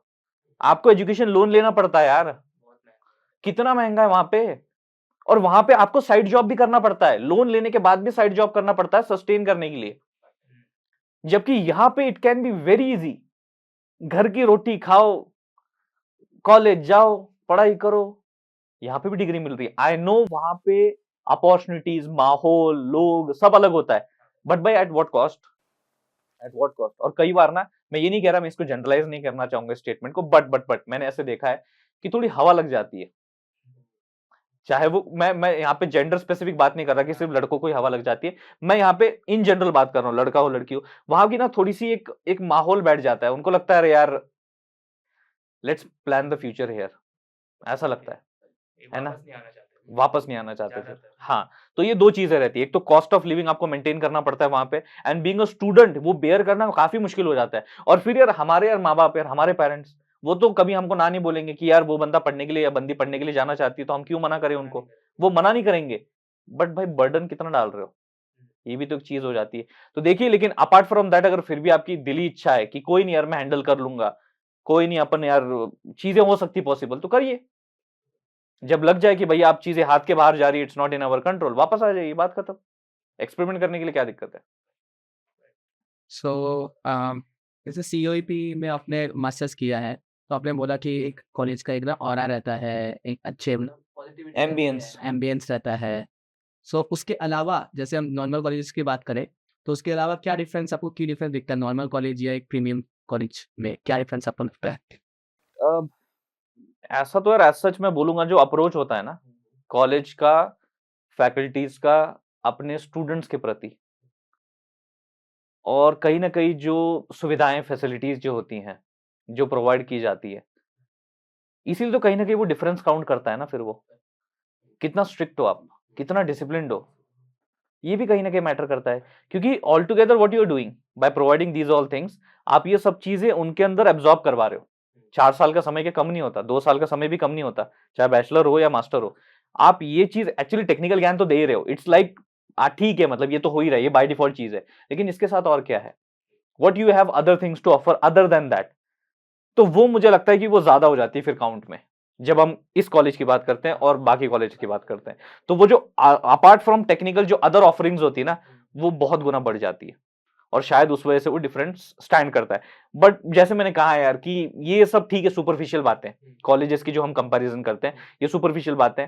मेन तो भैया वो जो कैंडिडेट है ना वहां पढ़ने के लिए गया, सब उस पर निर्भर करता है। जैसे मैंने पहले ही बताया, ये सब उस पर निर्भर करता है। हो सकता है कि भैया तुम नॉर्मल कॉलेज में पढ़ के सीयूपी वाले बंदे को डिफीट कर दो, बीट कर दो किसी कैंपस प्लेसमेंट में। ये कैसे पॉसिबल है? तुमने किया है भाई, इसलिए पॉसिबल है वो।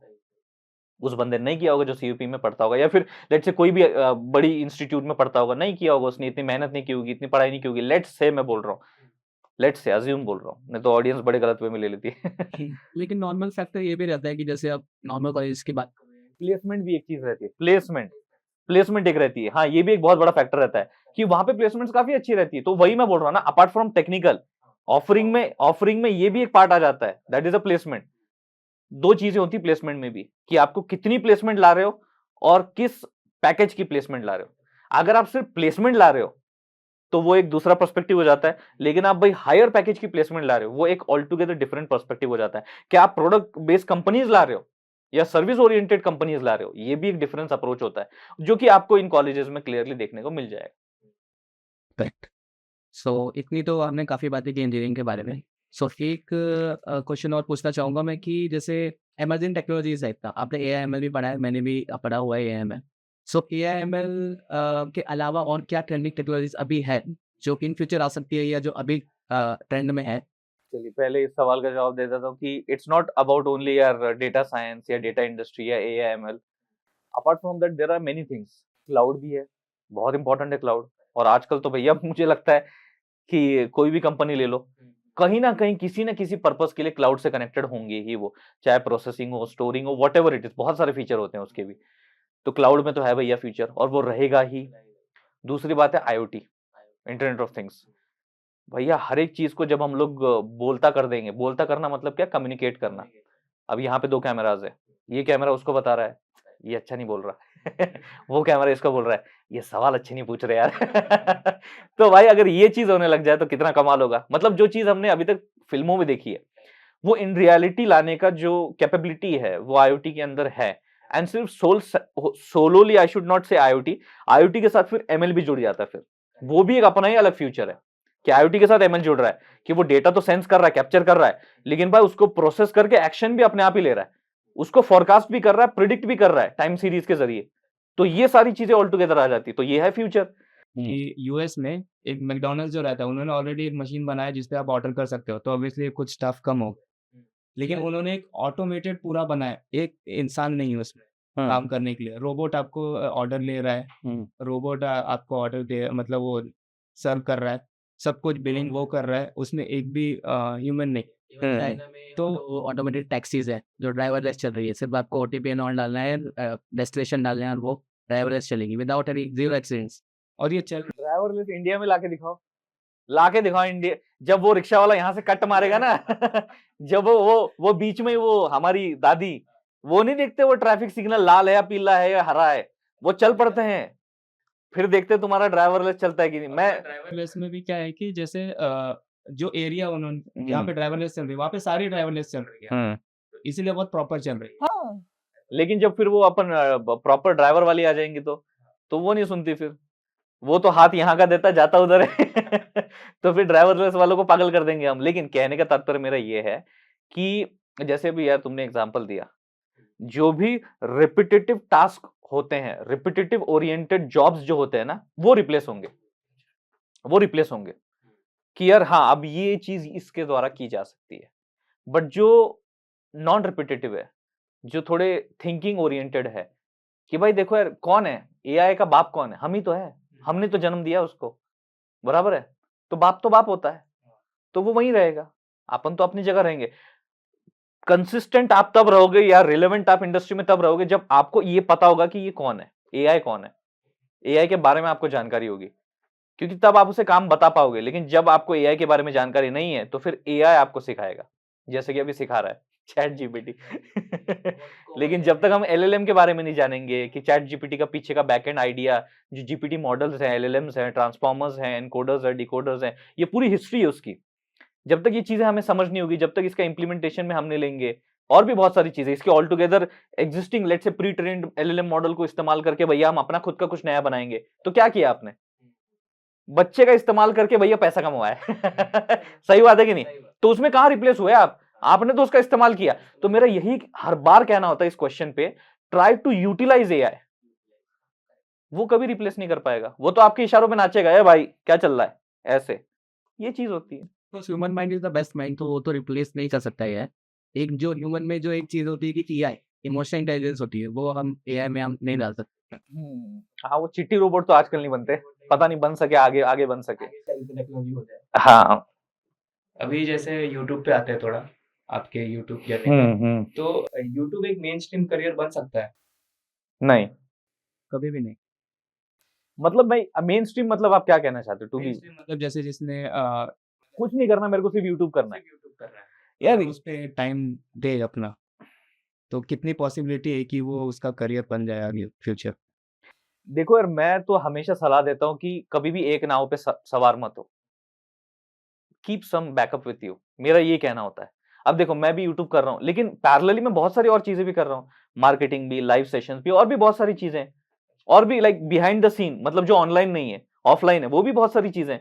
तो मेरा वही कहना है कि just don't be dependent on, और ये सिर्फ मेरा यूट्यूब के मामले में नहीं कहना है, ये मेरा तुम्हारे जॉब के मामले में ही कहना है कि ठीक है तुम जॉब कर रहे हो ना, you are dependent solely on one thing, कुछ और चीजें करो, कुछ और बेटर। लाइक अब ऐसा मत कहो टाइम नहीं है, तुम्हारे अकाउंट में भी 24 घंटे क्रेडिट होते हैं, मेरे अकाउंट में भी 24 घंटे क्रेडिट होते हैं, और वो टाइमली मैनर में क्रेडिट होते हैं। तो भाई फिर it's like how you are utilising it. तो अगर वो आप थोड़ा और क्या बोलते हैं प्रोपेगेट करना चाहते हो आप अपनी इनकम सोर्सेज, थोड़े इक्के दुक्की चीजें और देखो, जरा डिमांड है काफी चीजों की, काफी सारे प्रॉब्लम्स है, उनको आप अपनी तरीके से अगर सॉल्व कर पाते हो और वो लोगों को भी अच्छा लगता है, भाता है वो सॉल्यूशन, तो बढ़िया बात है, आपका एक और स्ट्रीम बन जाएगा। ये मेरा कहने का तात्पर्य है, डोंट गो सिंगल, एक सोलो पाथ पे मत जाओ कि जैसे अभी यूट्यूब बोला या अपना जॉब बोला या कोई, उसके साथ थोड़ा सा और यार कि मतलब कुछ यार महीने का 10-20 हजार का जुगाड़ और कर लेते हैं भाई, कहीं से तो यार कुछ और हो जाए बस। 10-20 हजार ज्यादा लग रहा है, चलो कोई नहीं, शुरुआत 5,000 से करते हैं, विद द टाइम थोड़ा और हम लोग सीखेंगे, 10 से 15, 15 से 20 करेंगे, ऐसा थोड़ा कुछ अपने लिए। ऑब्वियसली सब कुछ सोचते हैं ना, और इसमें कोई गलत बात नहीं है, करना ही चाहिए। जॉब वाली बात थोड़ी हिट हो गई, क्योंकि हम लोग टोटली सैलरी पे डिपेंड रहते हैं, सैलरी क्रेडिट होती है तभी हमारा काम होता है, बिल्कुल, कभी ना हो तो वो पॉसिबिलिटी सब में है, सब चीज में वो पॉसिबिलिटी है। बिजनेस है, अभी चल रहा है, नहीं चला तो, जॉब है, ले ऑफ हो गया तो, ऐसा सब केसेस में है वो।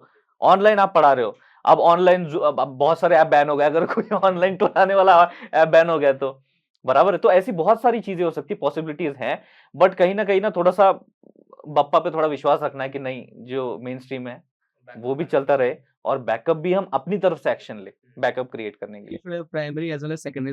हाँ बिल्कुल बिल्कुल बिल्कुल। तो जैसे यूट्यूब के बारे में हम बात चल रही है, तो आपका एक्सपीरियंस आप बताइए कि आप कैसे शिफ्ट हुए यूट्यूब पे, आपने क्या सोचा बस इस वक्त ना? अरे यार मैं तो भाई मतलब जैसे मैंने बताया कि अब थर्ड ईयर में था, रैंकर था, एग्जाम से पहले बिल्कुल पढ़ता नहीं था, क्योंकि मैं थ्रू आउट द सेमेस्टर पढ़ता था, मैं क्यों एक रात पहले पढ़ूं, बट उल्टा मैं तो एक चैन की नींद लेता था, क्योंकि मेरे को पता है कि बाकी सब घिसाई कर रहे हैं रात को। घिसाई मतलब क्या कि भाई बड़ा मेहनत करके पढ़ाई कर रहे हैं। अदर वे में ले लेते हैं ऑडियंस को, इसलिए बताना पड़ता है, तो पढ़ाई करते हैं। तो मैं बोला मैं अभी आप आराम से नींद लेते हैं। अब सुबह आता था तो वही झुंड लग जाता था, वो बोलते थे यार ये बता दे, वो बता दे, ये बता दे, वो बता दे। तो मेरे 2-3 दोस्त आए, वो मुझे बोलते भाई ये क्या कर रहा है तू? बोला कुछ नहीं, अब यार वो आ जाते हैं, मैं बता देता हूँ कुछ चीजें उनको लास्ट मोमेंट पे। बोला ये 3-4 बच्चों को क्या बता रहा है, लाखों बच्चों को बता। बोला भाई इस शक्ल को देखेगा कोई? इस शक्ल को भैया ये 2-3 लोग पूछने आ रहे हैं यही बहुत है, लाखों लोग कहाँ देखेंगे भाई। बोले एक काम करना यूट्यूब पे डाल, तू जो भी तू बताना चाहते यूट्यूब पे बता। मैं बोला ट्राई करने में क्या अर्ज है, तब तक मुझे पता नहीं था मैं पढ़ा सकता हूँ। ट्राई किया, यूट्यूब पे वीडियो डाले, इनिशियली तो कोई रिस्पॉन्स नहीं आया, लेकिन जैसे ही एग्जाम आई भाई, जैसे ही एग्जाम आई सबको याद आ गई मेरी, सब वीडियोस देख रहे हैं, और इस हद तक वीडियोस देख रहे हैं कि भाई मेम्स बनने लग गए।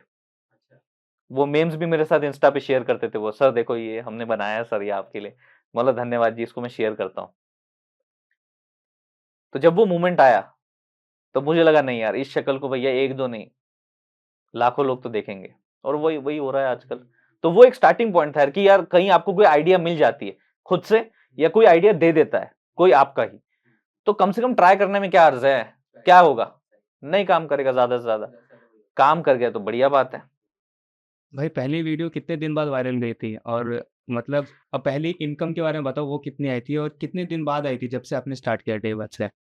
मैंने अगस्त 11 को चैनल शुरू किया 2018, एग्जाम अपनी होती नवंबर दिसंबर में, तो कैलकुलेशन लगा सकते हो, अगस्त से सितंबर अक्टूबर नवंबर 3 महीना कोई ट्रैफिक नहीं। मैं ही अपने फैमिली ग्रुप में वीडियो शेयर करता था, अब देख लो यार अब देख लो यार। फैमिली को पता था? हाँ ऑब्वियसली पता ही था, मैं उन बिना पूछे थोड़ा ना कोई काम करूंगा, और ये तो कोई काम है ही नहीं छुपाने वाला। मतलब साला गलत काम को हम लोग छुपा के करते हैं और सही काम को छुपा के, मतलब कि ये क्या लॉजिक है इसमें? सही काम को तो सीना ठोक के बोलना चाहिए कि देखो मैं पढ़ाने का काम कर रहा हूँ। तो ये वाली तो कोई छुपाने वाली बात नहीं थी। तो मैंने बताया, अब ऑब्वियस सी बात है 3 महीने हो गए, सब लोग मेरे को घूरते थे शाम को जब मैं कॉलेज से आता था, क्या भाई प्लेसमेंट आ रहे हैं, तीसरा साल है, चौथे साल में प्लेसमेंट आ रही है, क्या चल रहा है? मैं उनको बोला था सिर्फ मेरे को और 2-3 महीने दे दो अपने आप को प्रूव करने के लिए, मुझे इनिशियली ये करना है, उसके बाद मैं और एक्सपांड करूंगा ना, और भी चीजें देखूंगा ना। और डेफिनेटली उसके बाद मैंने जॉब्स भी किया, ऐसा नहीं कि नहीं किया मैंने। तो ये मुझे एक बार करने दो। तो लकीली वो नवंबर का महीना था जब मैंने ये बोला, और दिसंबर का महीना आ गया और रिस्पॉन्स आया। तो फिर मैं सिर्फ बोलता था ये कमेंट देखो पापा, ये वीडियो के नीचे कमेंट देखो, मम्मी कमेंट देखो, ये देखो ये मेम बनाया है। कितनी वीडियो डाल चुके थे? मैं तब तक आई थिंक अराउंड 50-60 डाल चुका था वीडियोस, क्योंकि मुझे तब ये था कि अब एग्जाम आने वाले हैं, तो जितने ज्यादा अपनी तरफ से अपन डाल सकते हैं उतना डाल देते। आई वाज लाइक मैं ड्यूरिंग एग्जाम भी ऐसे करता था।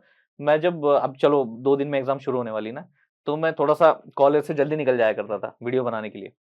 कल जो एग्जाम है उसका शाम को ही वीडियो बना के अपलोड कर देता था, रात भर देखते थे लोग, फिर सुबह मैं जो एग्जाम में जाता था मेरे सहपाठी मेरा ही वीडियो देख रहे होते यार ये तो रात को ही बनाया था मैंने तो इस तरीके से ये ऐसा माहौल रहता था। तो ठीक है यार, ये मामला अपना यूट्यूब का रहा था। और रही बात फर्स्ट अर्निंग की तो यार मैं डायरेक्टली उसको डिस्क्लोज तो नहीं कर सकता, डायरेक्टली बता भी नहीं सकता, और ऐसा भी नहीं कि भाई बहुत ज्यादा था तो मैं भाव खा रहा हूँ, ऐसी वाली बात भी नहीं है।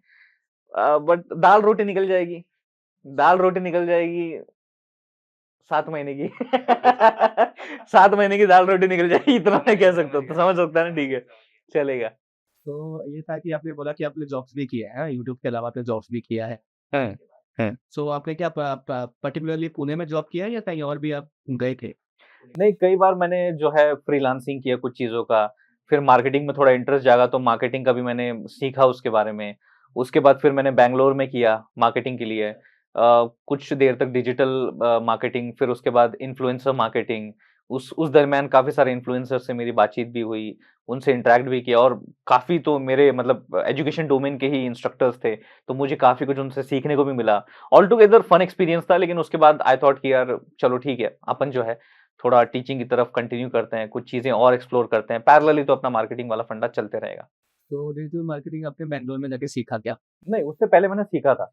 उससे पहले मैंने जो है कोर्सेज़ के थ्रू कह लीजिए, या फिर ऐसे बहुत सारे इंस्ट्रक्टर्स थे, उनके थ्रू मैंने सीखा चीज़ कि क्या होती है फेसबुक पे, इंस्टा पे, गूगल पे, क्या एड्स होते हैं, कैसे लगाए जाते हैं, वर्डप्रेस के बारे में, वेबसाइट्स के बारे में, लिंकिंग ऑफ दोज़ अकाउंट्स के बारे में, ऐसी बहुत सारी चीज़ें थी जो मैंने समझी, सीखी। और कैसे कम पैसे में ज़्यादा इंप्रेशंस होते हैं, क्लिक्स होते हैं, ऐसी बहुत सारी टेक्निकलिटीज़ हैं, मैंने उनके बारे में जाना समझा। और कुछ हद तक जितना हो सकता है उतना बेटर, लेकिन फिर भी मैं मानता हूँ टीचिंग में अच्छा हूँ मैं लेकिन मार्केटिंग में सेकंड लेवल पे मैं उसे रख सकता हूँ, लेकिन भाई इसलिए मैंने बोला ना कि थोड़ा टीचिंग पे फोकस करते हैं। अच्छा, बैंगलोर तो मेरा तो कभी जाना नहीं हुआ, गए हो बैंगलोर, तो बैंगलोर का कैसा एक्सपीरियंस है? मतलब अगर आप पुणे और बैंगलोर की लाइन देखो, तो क्या आपको डिफरेंस लगता है? कौन-सी बेटर आपको लगती है? हम्म, मैं कोर बैंगलोर में नहीं था यार, मैं थोड़ा आउटस्कर्ट्स पे था, और उस वजह से, और टू बी ऑनेस्ट मुझे कभी कोर बैंगलोर में जाने का मौका ही नहीं मिला, मतलब मैंने खुद दिया ही नहीं मौका। मैं इतना व्यस्त रहता था, इतनी सारी चीजें रहती थी, साथ ही साथ भैया अकेले रहना है तो खुद खाना पकाओ, वो सब निपोड़ो जो भी तुम्हारे रहते हैं धोए हुए कपड़े, तो ये सब कुछ भैया सेल्फ करना पड़ता था। तो मुझे कभी, हाँ कभी कभार एक आध बार टाइम मिल गया तो कहीं थोड़ा सा यार अपन वो शहर की सैर जो कहते हैं वो मार लेते थे। लेकिन मुझे ऐसा लगता है कि वो जो बैंगलोर है ना, काफी बिजी सिटी है, ट्रैफिक काफी ज्यादा होता है। मतलब हम अगर सुनेंगे तो मुंबई और बैंगलोर का ट्रैफिक, ये चीजें बड़ी पॉपुलर है। एज कम्पेयर टू पुणे मुझे ऐसा लगता है काफी शांत जगह है, काफी सिंपल जगह है। और जहां पे मैं अभी पुणे में भी रहता हूँ तो थोड़ा आउटस्कर्ट्स, मतलब not in the core Pune, शांति भरी जगह में ही रहता हूँ। ज्यादा उसमें कोई चहल पहल नहीं है, ज्यादा पैपू हॉर्न वगैरह भी नहीं है, और सीधे साधे सिंपल से लोग हैं। बैंगलोर के भी काफी ज्यादा सीधे साधे सिंपल लोग हैं, वर्क ओरिएंटेड लोग हैं। यहाँ पे भी वही चीज है, यहाँ पे भी मतलब लाइक यू नो, यहाँ तो भैया खेती वगैरह, मतलब जो एग्रीकल्चर हम कहते हैं वो भी चीज यहाँ पे थोड़ी ज्यादा देखने को मिल जाती है। कई सारे मेरे जो दोस्त हैं, उनके जो रिलेटिव्स हैं, वो पुणे में वही ज्यादातर काम जो है आउटस्कर्ट्स पे करते हुए देखने को मिल जाएंगे। एंड कई बार जाते हैं भैया खेतों में, थोड़ा सा रिलैक्स वगैरह करते हैं नेचर में। ये सारी चीजें हैं, तो एक एक डिफरेंस पर्सपेक्टिव तो इस तरीके से है ही। बाकी एक्सपेंसेस के मामले में मैंने सुना है बैंगलोर हाँ हाँ हाँ हाँ हाँ, एक्सपेंसेस की अगर मामला करोगे अगर तुम स्पेसिफिकली, तो वो तो एक्सपेंसिव है, काफी ज्यादा एक्सपेंसिव है। पुणे भी ऐसा नहीं कि कम है, लेकिन कंपैरेटिवली थोड़ा सा मुझे ऐसा लगता है, आई डोंट नो, मैंने शायद पुणे की वो जगह विजिट नहीं की होगी जहां पे वो बैंगलोर की प्राइसेस को मैच करता हो मैंने शायद नहीं किया होगा वैसे विजिट, बट कंपैरेटिवली यार कम है। और कैसा ना, अपन थोड़ा होमली फील करते हैं यहाँ पे, अपना घर होते हैं, अपने माँ बाप होते हैं, रिलेटिव यहाँ होते हैं, तो होमली फील तो आ ही जाता है। एक TEDx टॉक की बात करते हैं, तो वहाँ से इनवाइट कैसे हुआ? वहाँ जाना कैसा हुआ है? कोई नहीं, I am free to invites यार, अपना इंस्टाग्राम है, इनवाइट्स हैं। अब आपको रीच आउट करते हैं। टेडेक्स का जैसे ही आया तो मैं बोला बढ़िया है, मौका नहीं मिलता लोगों को, लेकिन अपने को सामने से चल के आया है तो बहुत बढ़िया बात है। तो मुंबई में था वो, एक कॉलेज के साथ ही ऑर्गेनाइज किया था, तो वहाँ गया तो काफी सारी चीजें डिफरेंट थी और बहुत सारे लोग थे वहाँ पे। एंड अच्छी बात ये थी कि आपको जानते थे, क्योंकि यार देखो, आपको जो जानते नहीं, आप उनके सामने जाके भैया कुछ बोल रहे हो, तो वो इतना इम्पैक्टफुली सामने से निकलता नहीं है। लेकिन जानते भी थे, आपके एंट्री पे तालियां भी बज रही है, वो वीडियो में देख सकते हो टेडेक्स की वीडियो है, तो अच्छा लगता है, फील आता है, वो एक इनिशियल बिल्डअप होता है, मोटिवेशन आता है। उसके बाद जो बेसिक बेसिक बातें मुझे स्ट्रिक्टली इंजीनियरिंग के बारे में बतानी थी, वो मैंने उसमें बताई, क्योंकि मेरा उद्देश्य वही था कि भैया टाइटल इंजीनियरिंग के अराउंड ही होना चाहिए, मेरा कंटेंट उसी के अराउंड होना चाहिए। मैंने कोई राइटअप वगैरह, स्क्रिप्ट वगैरह उसका लिखा नहीं था, मुझे सिर्फ ये बताया था उन्होंने कि सर आपको इतना टाइम दिया जाएगा, इससे ज्यादा भी आप कर सकते हैं, ऐसी कोई रिस्ट्रिक्शन नहीं था उनकी तरफ से। बट सर ये एक हमारा मोटा मोटा टाइमलाइन है, इस तरीके से हम चलेंगे, क्योंकि और भी स्पीकर्स हैं सर, तो उस हिसाब से चीजें रहेंगी, आप फर्स्ट नंबर पे रहेंगे तो मैं बोला भाई नहीं यार, ये गलत कर रहा है, मेरे को पहले देख तो लेने दो कि लोग बोल क्या रहे हैं, टेक्निकली कोई दिक्कतें आ रही कि नहीं। नहीं नहीं सर, पहले आप ही रहेंगे। आपके पेरेंट्स भी थे उधर, अभी जैसे बैकग्राउंड तो सोशल मीडिया का नहीं था, हाँ, पेरेंट्स का कैसा एक्सपीरियंस था? पेरेंट्स तो थे वहां पे, मैंने उनका जिक्र भी किया था अपने टेडेक्स के स्पीच में। तो उनको, अब ऑब्वियस सी बात है, किसको अच्छा नहीं लगेगा कि उनका बेटा वहां जाके भैया ग्लोबल स्टेज पे बात कर रहा है, तो उनको तो अच्छा ही लगेगा। तो उनको भी बढ़िया ही लगा। हालांकि not everyone express it, but you can see in the eyes, आप उनकी आंखों से देख सकते हैं कि अच्छा लगा था, बढ़िया लगा था। हमारी बीवी जी भी आई थी वहां पे, तब तक मेरी शादी हो गई थी, तो बीवी जी भी वहां पे ही बैठे थे, उनके भी डैडी जी वहां पे बैठे थे, तो ऑल टुगेदर काफी सारे, मतलब जो घर के लोग जितने ला सकता था भैया मैं उतने लाया था। और काफी अच्छा लगा कि वो आए भी, उन्होंने देखा भी, बढ़िया फीलिंग रहती है। और जो उसके बाद जो मुझे रिस्पांस मिला उस वीडियो पे कमेंट्स के द्वारा, और जिनके साथ मैंने वो शेयर किया, उन्होंने वीडियो देखा, उन्होंने मुझे पर्सनली जो कनेक्ट किया, जितने भी एजुकेटर्स थे, वो काफी एक फील हुआ कि नहीं यार, तूने बड़ी जेन्युइन चीज शेयर की है, जो करनी चाहिए थी। जनरली इसके बारे में कोई इतना बात नहीं करता, क्योंकि इसको एकदम नॉर्मल समझ के छोड़ देते हैं कि हाँ यार कर लेंगे हैंडल। नहीं, बट अगर इस तरीके से इसको देखोगे जैसा तूने बताया, then it would be highly beneficial, तो ये चीज थी। बाकी TEDx के अलावा आपने बताया कॉलेज में तो आप विजिट करते ही हो, लेक्चर वगैरह, गेस्ट लेक्चर, सो आप ऑनलाइन भी क्लासेस लेते हो, तो मैं जानना चाहूँगा कि ऑनलाइन क्लासेस में मतलब नॉर्मली किस एज ग्रुप के लोग आपसे क्लासेस लेते हैं? लाइक उस पे थोड़ा आपको लगता होगा भैया 20 25 30 उम्र के जो लड़के लड़के हैं वो आते होंगे, कॉलेज के आते होंगे, बट नहीं यार, मैं भी बड़ा शॉक हो गया था। मतलब जनरली ना मैं कभी भी किसी को अपने लाइव सेशंस में ना कैमरा ऑन करने के लिए नहीं बोलता है। मतलब क्यों फोर्स करना है किसी को यार? कोई अपने अंधेरी गुफा में बैठ के मेरे को सुन रहा है, सुनने दो भैया, कोई दिक्कत नहीं। भाई तू सुन रहा है ना मेरे को, तू समझ रहा है ना मैं क्या बोल रहा हूँ, तेरे दिमाग में जा रहा है ना, that is more than enough for me. मैं कभी किसी पे कंपल्शन नहीं करता। कोई खा रहा है, कोई लेट रहा है, कोई उल्टा बैठा है, मेरे को नहीं लेने देना, तू सुन रहा है क्योंकि ये तेरे लिए जरूरी है भाई। So you should be that much aware and discipline कि भाई मेरे लिए ये बंदा इतना बोल रहा है तो मैंने सुनना चाहिए। लेकिन मैंने फिर थोड़ा सा एक प्रथा चालू किया। मैं बोला सेशन शुरू करने से पहले, मतलब बैच शुरू करने से पहले अपन जो है ना एक फोटो खींचा करेंगे। मैं अपने चैनल पे भी डालता हूँ उसको फिर कि चलो बैच शुरू हो गई है। तो जब मैंने फिर कैमरा ऑन करवाना शुरू किया तो भाई मेरे से भी बहुत ज्यादा उम्र दराज लोग वहां पे मौजूद थे।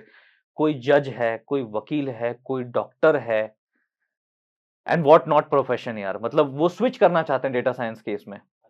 तो वो सब एक बेसिक आइडिया लेना चाहते थे कि यार ये चीज होता क्या है, फंडामेंटली हमको पता तो चले कि चीज होती क्या है। हमको एक बिगिनर पर्सपेक्टिव से कोई समझा दे, एक सिंपल सादी भाषा में समझा दे कि आखिरकार ये डेटा साइंस प्रकार होता क्या है, डेटा इंजीनियरिंग होता क्या है, डेटा एनालिटिक्स होता क्या है, जनरेटिव एआई होता क्या है।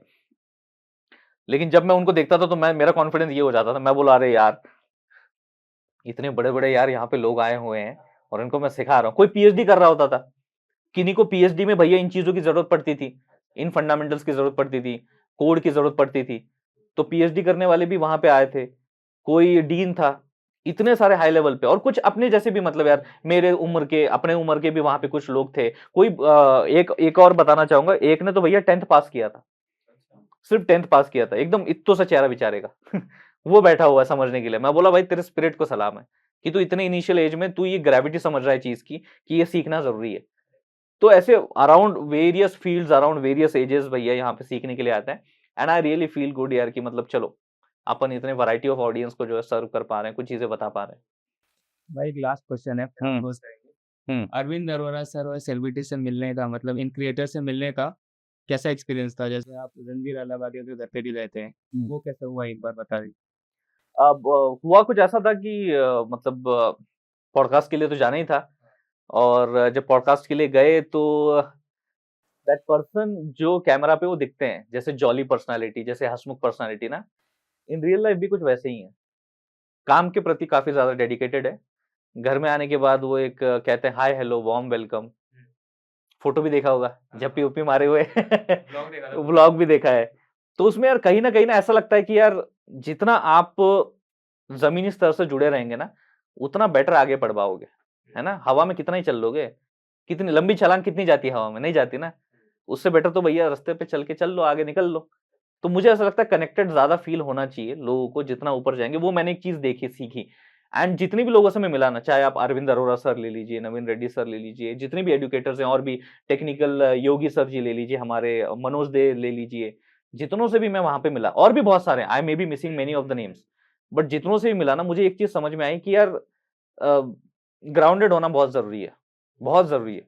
और let's be very much Frank यार, कि मतलब लोगों के साथ भी फ्रैंक रहना, कि ऐसा नहीं कि अरे भाई I am very much superior, मैंने कुछ उखाड़ा है भैया लाइफ में तो झुक के रहना पड़ेगा झुक के रहना पड़ेगा। ये वाला एटीट्यूड नहीं काम करता है रियल लाइफ में, ये नहीं काम करता, ना ही आपके लिए, ना ही आपके सामने के लिए, आपने आपके कलीग के लिए, किसी के लिए वो काम नहीं करता। आपको काइंड ऑफ कहते हैं ना कोलैबोरेटिव, जितना आप कोलैबोरेटिव रहेंगे, जितना आप दूसरे के काम को सम्मान देंगे, उतना ही वो आपके काम को भी सम्मान देगा। तो ये वो सारी चीजें हैं, ये वो सारे लाइफ लेसन है जो कि उनके साथ रह के मैंने सीखे। आई वॉज लाइक, मैं वंडर करता था कि यार ये इतने बड़े दिग्गज लोग हैं, इतना इन्होंने काम किया है, but still they are very much normal. अपना पर्सपेक्टिव कैसा रहता है from the third, like you know, एक थर्ड आई अपना जो रहता है, नहीं यार थोड़ा सा एटीट्यूड होगा यार, शायद बात अपने से नहीं करेंगे यार, हिम्मत ही नहीं होती बात करने की, हाँ अपने को टाल देंगे लगता है। लेकिन ऐसा नहीं होता रियलिटी में। अब मैं ये देखो, मैं इसको जनरलाइज नहीं करना चाहूंगा, कुछ लोग होते भी होंगे शायद, आई डोंट नो। लेकिन मेरी जिन जिन से मुलाकात हुई ना, आई एम रियली ब्लेस्ड कि यार काफी अच्छा एक्सपीरियंस रहा, काफी सारी चीजें। और मैं तो भैया देखो, उनके सामने जितने भी मैंने उनकी पॉडकास्ट लिए ना, मैं अपनी थाली लेके बैठ जाता था, खाली थाली। मैं बोलता था परोसो, परोसो अपना ज्ञान, परोसो जितना परोस सकते हो, मेरे को लेके जाना है तो मैं तो हमेशा जिसके भी सामने जाता था, लर्निंग एटीट्यूड से ही जाता था, और सीखने को भी मिलता था उस हिसाब। पहली बार सर। जॉनी लीवर सर का तो किस्सा ऐसा था मतलब ऐसा नहीं कि भैया उनके साथ पॉडकास्ट वगैरह, ऐसा नहीं था, वो तो बहुत बड़े दिग्गज कलाकार हैं यार। मतलब ऐसा हुआ कि मुंबई में एक होटल में हम रुके थे, स्टे था, रिगार्डिंग अ पॉडकास्ट ही था, एक टेक्निकल इवेंट भी था, तो वहां पे हमारा स्टे था। हितेश सर जी, हितेश चौधरी, वो भी हमारे जो है हमारे साथ ही थे। तो I was in the room और हितेश सर ब्रेकफास्ट करने के लिए नीचे आए थे। तो उन्होंने बताया मुझे, उन्होंने कॉल किया, श्रीधर नीचे आएंगे आप? बोला हाँ सर, ब्रेकफास्ट के लिए ना सर, आ ही रहा हूँ। नहीं नहीं, अभी जल्दी आना। बोला सर क्यों? मेरे सामने वाले चेयर पे जॉन लीवर बैठे हैं। बोला सर मजाक कर रहे हो सर आप यार, ऐसे थोड़ी ना होता है। नहीं नहीं, आप नीचे आइए, आप आप देख लोगे। मैं तुरंत भागा भागा आया, तैयार तो मैं था ही। मैं तुरंत भागा भागा आया और मैं चेयर पे बैठा। तो मैं देखो सच में जॉन लीवर सर बैठे हैं यार। अब इतने सारे लोग वहां बैठे थे, कोई हिम्मत नहीं कर रहा था सेल्फी लेने की। लेकिन जैसे ही वो उठे तो सब शेफ वगैरह वहां के आए, बोले सर एक एक फोटो, एक सेल्फी। तो फिर अपने को ही हिम्मत आई। तो मैं बोला चलो एक फोटो तो सर के साथ निकाल लेते हैं। मैं बोला लेकिन उनके साथ बात भी कुछ करनी है। तो फोटो निकालने से पहले मैंने थोड़ी सी उनसे बात की। सर ये सर आपने अच्छा नहीं किया। बोले सर ऐसे देख रहे हैं मेरे को, अच्छा क्या नहीं किया? बोले सर आपने काफी रुलाया सर, काफी आंसू निकाले सर मेरी आंखों से आपने। अरे ऐसे क्या बोल रहे हो आप? हंसा हंसा के सर सर हंसा हंसा के इतना रुलाया आपने, इतने आंसू निकाले कि क्या बताऊं। आपकी जैसा कलाकार नहीं देखा सर मैंने। बहुत मजा आता है सर आपको देख के भी। आप पहले भी रिलेवेंट थे, आप अब भी रिलेवेंट हो और आगे भी आप रिलेवेंट रहोगे। इतनी मजेदार बातें की। एक बढ़िया सा उन्होंने फोटो भी दिया। And that's very real special kind of a pic in my respective life. तो काफी अच्छा लगा यार, काफी सही लगता है। बढ़िया था, एक्सपीरियंस सही था। अच्छा, रैपअप करने से पहले जैसे हमारे ऑडियंस जो देख रही है, जो भी देखेंगे जब भी रिलीज होगी वीडियो, तो उसमें स्कूल गोइंग स्टूडेंट्स भी होंगे, हो सकता है इंजीनियरिंग स्टूडेंट्स भी हो सकता है यूट्यूबर्स भी हो। पर कुछ एडवाइस या कुछ टिप्स या कुछ आप बोलना चाहेंगे तीनों के लिए, स्कूल, कॉलेज और यूट्यूब? तो ये तो जेनरिक ही होगा ना, फिर स्पेसिफिक तो नहीं हो सकता जेनरिक ही ऐसा होगा यार कि मतलब चिल रहो, आराम से रहो, you don't know the future. वही होना है जो राम रचे राखा। तो ज्यादा लोड मत लो। और जो भी वहां पे लिखा गया है ना, वो आपके बेटरमेंट के लिए ही लिखा गया है। बस आप अभी जिस रास्ते पे हो ना, उस पे कोशिश करो कि 100% दे। बाकी काम हो या ना हो, that is not in your hand. फल अपने हाथ में है ही नहीं। लेकिन अगर 100% कर्म नहीं कर रहे हो और फिर कंप्लेन कर रहे हो कि मेरे को फल नहीं मिला, तो फिर सुताई तय है फिर सुताई तय मतलब इन अ वे मैं बताना चाहता हूँ कि फिर काम नहीं होगा ना यार फिर। So that's what I would like to tell, give your 100% whichever stage of your life you are in. And don't take tension, ज्यादा टेंशन लेने की जरूरत नहीं, चिल करो भैया। थोड़ा सा आराम दो अपने दिमाग को भी, अपने बॉडी को भी रिलैक्स करो। थोड़ा कभी कभार घूमने के लिए निकल जाया करो, कभी कभार अपने साथ ही बात कर लिया करो। अपने आप को बेटर जानोगे अगर आप खुद के साथ बात करोगे। 10 मिनट निकालो खुद के लिए लोगों के लिए इतने निकालते हो, खुद के लिए 5 मिनट तो दिन में निकाल सकते हो। थोड़ा बेटर फील करोगे, अपने आप को जानोगे। बाकी फ्यूचर के बारे में इतना टेंशन मत लो। सब चीजें हो सकती हैं, सब चीजें की जा सकती हैं, और आप नहीं करोगे तो फिर कौन करेगा? ठीक है। हमारे लिए थोड़ा सा ऑफ टॉपिक है, पर शादी के थोड़ा टिप्स मिल जाता तो। शादी के लिए मतलब अभी हमारी भी होने ही वाली है। अच्छा, बस बोलना। शादी के लिए टिप्स चाहिए तुमको? मतलब शादी से पहले वाली टिप या शादी के बाद वाली? क्या चेंज आता है, मतलब हमें क्या चेंज आता है, बस ऐसे ही थोड़ा सा। हाँ, तो मतलब मुझे ये यहाँ तक का जो पार्ट है वो मुझे अपने फैमिली को नहीं दिखाना ना, इसके आगे का पार्ट ये तुम कहना चाहते हो? ये मुझे अपने फैमिली को मतलब हाँ नहीं दिखाना है वो, ये वाला पार्ट। ऐसा दिखा भी सकते हो। नहीं देखो यार, मैं तो यही चाहूंगा कि भैया आप भी लड्डू जल्दी खाएं। क्या है, स्वाद सबको अलग अलग लगता है ना लड्डू का। तो लड्डू खा लो, बेटर रहेगा, बढ़िया रहेगा, एक कंपेनियन मिल जाता है। ऐसा हो जाता है कि ऐसा नहीं कि पहले लोग आपके लिए फिक्र नहीं करते थे, बट अब एक डेडिकेटेड पर्सन मिल गया आपको जो आपकी फिक्र के लिए है। एक डेडिकेटेड पर्सन अभी आपने अलॉट कर दिया है। अब ये उसकी तरफ से भी और मेरी तरफ से भी है। यानी कि मतलब मेल की तरफ से भी है कि एक डेडिकेटेड पर्सन मिल चुका है, फीमेल की तरफ से भी कि भैया अब अपने को पूरा अपना हक का आदमी मिल चुका है, एक डेडिकेटेड पर्सन मिल चुका है। अब इससे भैया जो है अपन सारी जो चीजें हैं वो शेयर करेंगे। अपन कह सकते हैं कि यार खुशियों को बांटेंगे, गम को काटेंगे इस तरीके से जो है एक दूसरे के साथ रहेगा। और जब एक साथ रहता है तो कुछ पर्सपेक्टिव्स रहते हैं अपने लाइफ में, कुछ स्टेज ऑफ लाइफ रहता है। ऐसे ही नहीं भैया पहले कहा गया था कि शादी वादी कर लिया करो, है कि नहीं? अभी तो थोड़ा अलग ही ट्रेंड आ रहा है कि जितना ज्यादा लेट शादी करोगे उतना कूल दिखोगे। ऐसा नहीं होता। कुछ स्टेज ऑफ लाइफ होता है कि जहां पे आपको एक दूसरे का सपोर्ट लगता है। उस सपोर्ट के बिना जो है ना आगे बढ़ना थोड़ा मुश्किल हो जाता है। तो इट्स, और कभी ना कभी देखो आप कितना झूठ बोलोगे अपने आप से, नहीं मेरे को जरूरत नहीं है, एक पॉइंट ऑफ टाइम जिंदगी बार बार आपको वो टाइम दिखाती कि नहीं अब देख अब जरूरत है, नहीं देख अब जरूरत है, बराबर है। तो वो एक चीज रहती है। और बाकी आपको कहीं ना कहीं अपनी ईगो को बहुत साइड में रखना पड़ेगा। अगर आप अपने ईगो पे रहेंगे तो नहीं टिक पाएगा। आपको अपने कॉम्प्रोमाइज नहीं कहूंगा उसको मैं यार, कॉम्प्रोमाइज नहीं कहूंगा मैं, इसे कहूंगा ईगो साइड में रखना। ईगो साइड में रखना is not a compromise. Compromise मतलब यार मेरा दिल नहीं कर रहा लेकिन फिर भी मेरे को ये करना पड़ रहा है, ऐसा क्यों? सामने वाला अगर आपको लाइक आपके लाइफ में है तो वो तो वही चाहेगा ना जो आप करना चाहते हो, वही तो चाहेगा, तो उसे थोड़े ना कॉम्प्रोमाइज बोलते हैं। उसे कहीं ना कहीं कुछ हद तक एडजस्टमेंट कह सकते हैं, एडजस्टमेंट कह सकते हैं, ईगो को साइड अपार्ट रखना कह सकते हैं कि भाई अगर बीच में ईगो आ गया तो फिर कलेश होना तय है। तो वो चीज नहीं होनी चाहिए। बाकी इतनी मेरे को भी ज्यादा टाइम नहीं हुआ है, मेरा भी ये 4 दिसंबर को भैया है हाँ, तो फिर एक तरीके से जो है मेरे को अभी 2 ही साल हुए हैं, तो मैं जितना सीख पाया हूँ उतना बता रहा हूँ। बाकी तो और क्या ही है, फिर आपका एपिसोड अलग होगा, मेरा अलग है। बहुत कुछ सीखने मिला। सबसे पहले थैंक यू सो मच भाई, थैंक्स। एक बार में ही बोल के पहले वीडियो पे आ गए, हाँ, तो उसके लिए बहुत थैंक यू। नहीं मुझे भी काफी यार बढ़िया क्वेश्चंस थे। और हमने ट्राई किए कि हम लोग क्वेश्चन थोड़ा अलग हाँ, हाँ, हाँ। ज्यादातर जितना यूनिक हो सके उतना और हेल्प करे जो लोगों को। करेक्ट। मेरा भी वही प्रयास था अपने आंसर्स के थ्रू कि यार चलो कुछ बेटर जो है और कुछ अलग जो है, हर बार वही बोलना। अपनी बात कम की, हाँ। हमने इंजीनियरिंग से रिलेटेड ज्यादा हमने एक्सटेंड किया है। हम्म। ठीक है, सही लगा, बढ़िया लगा, एंड होपफुली यार ऑडियंस का भी अच्छा ही रिस्पॉन्स आएगा। तो अभी नया चैनल है तो इस वीडियो को तो भैया लाइक करना बनता है। हाँ भाई। अगर यहाँ तक आपने देख लिया है तो लाइक तो करना बनता है, उसके बिना जाइए मत। कमेंट भी कर दीजिए आपको कौन सा पार्ट बढ़िया लगा। मैंने जो चीज़ बताई, मैं कमेंट्स देखने वाला हूँ वैसे ऑल द वे इस रिस्पेक्टिव वीडियो के।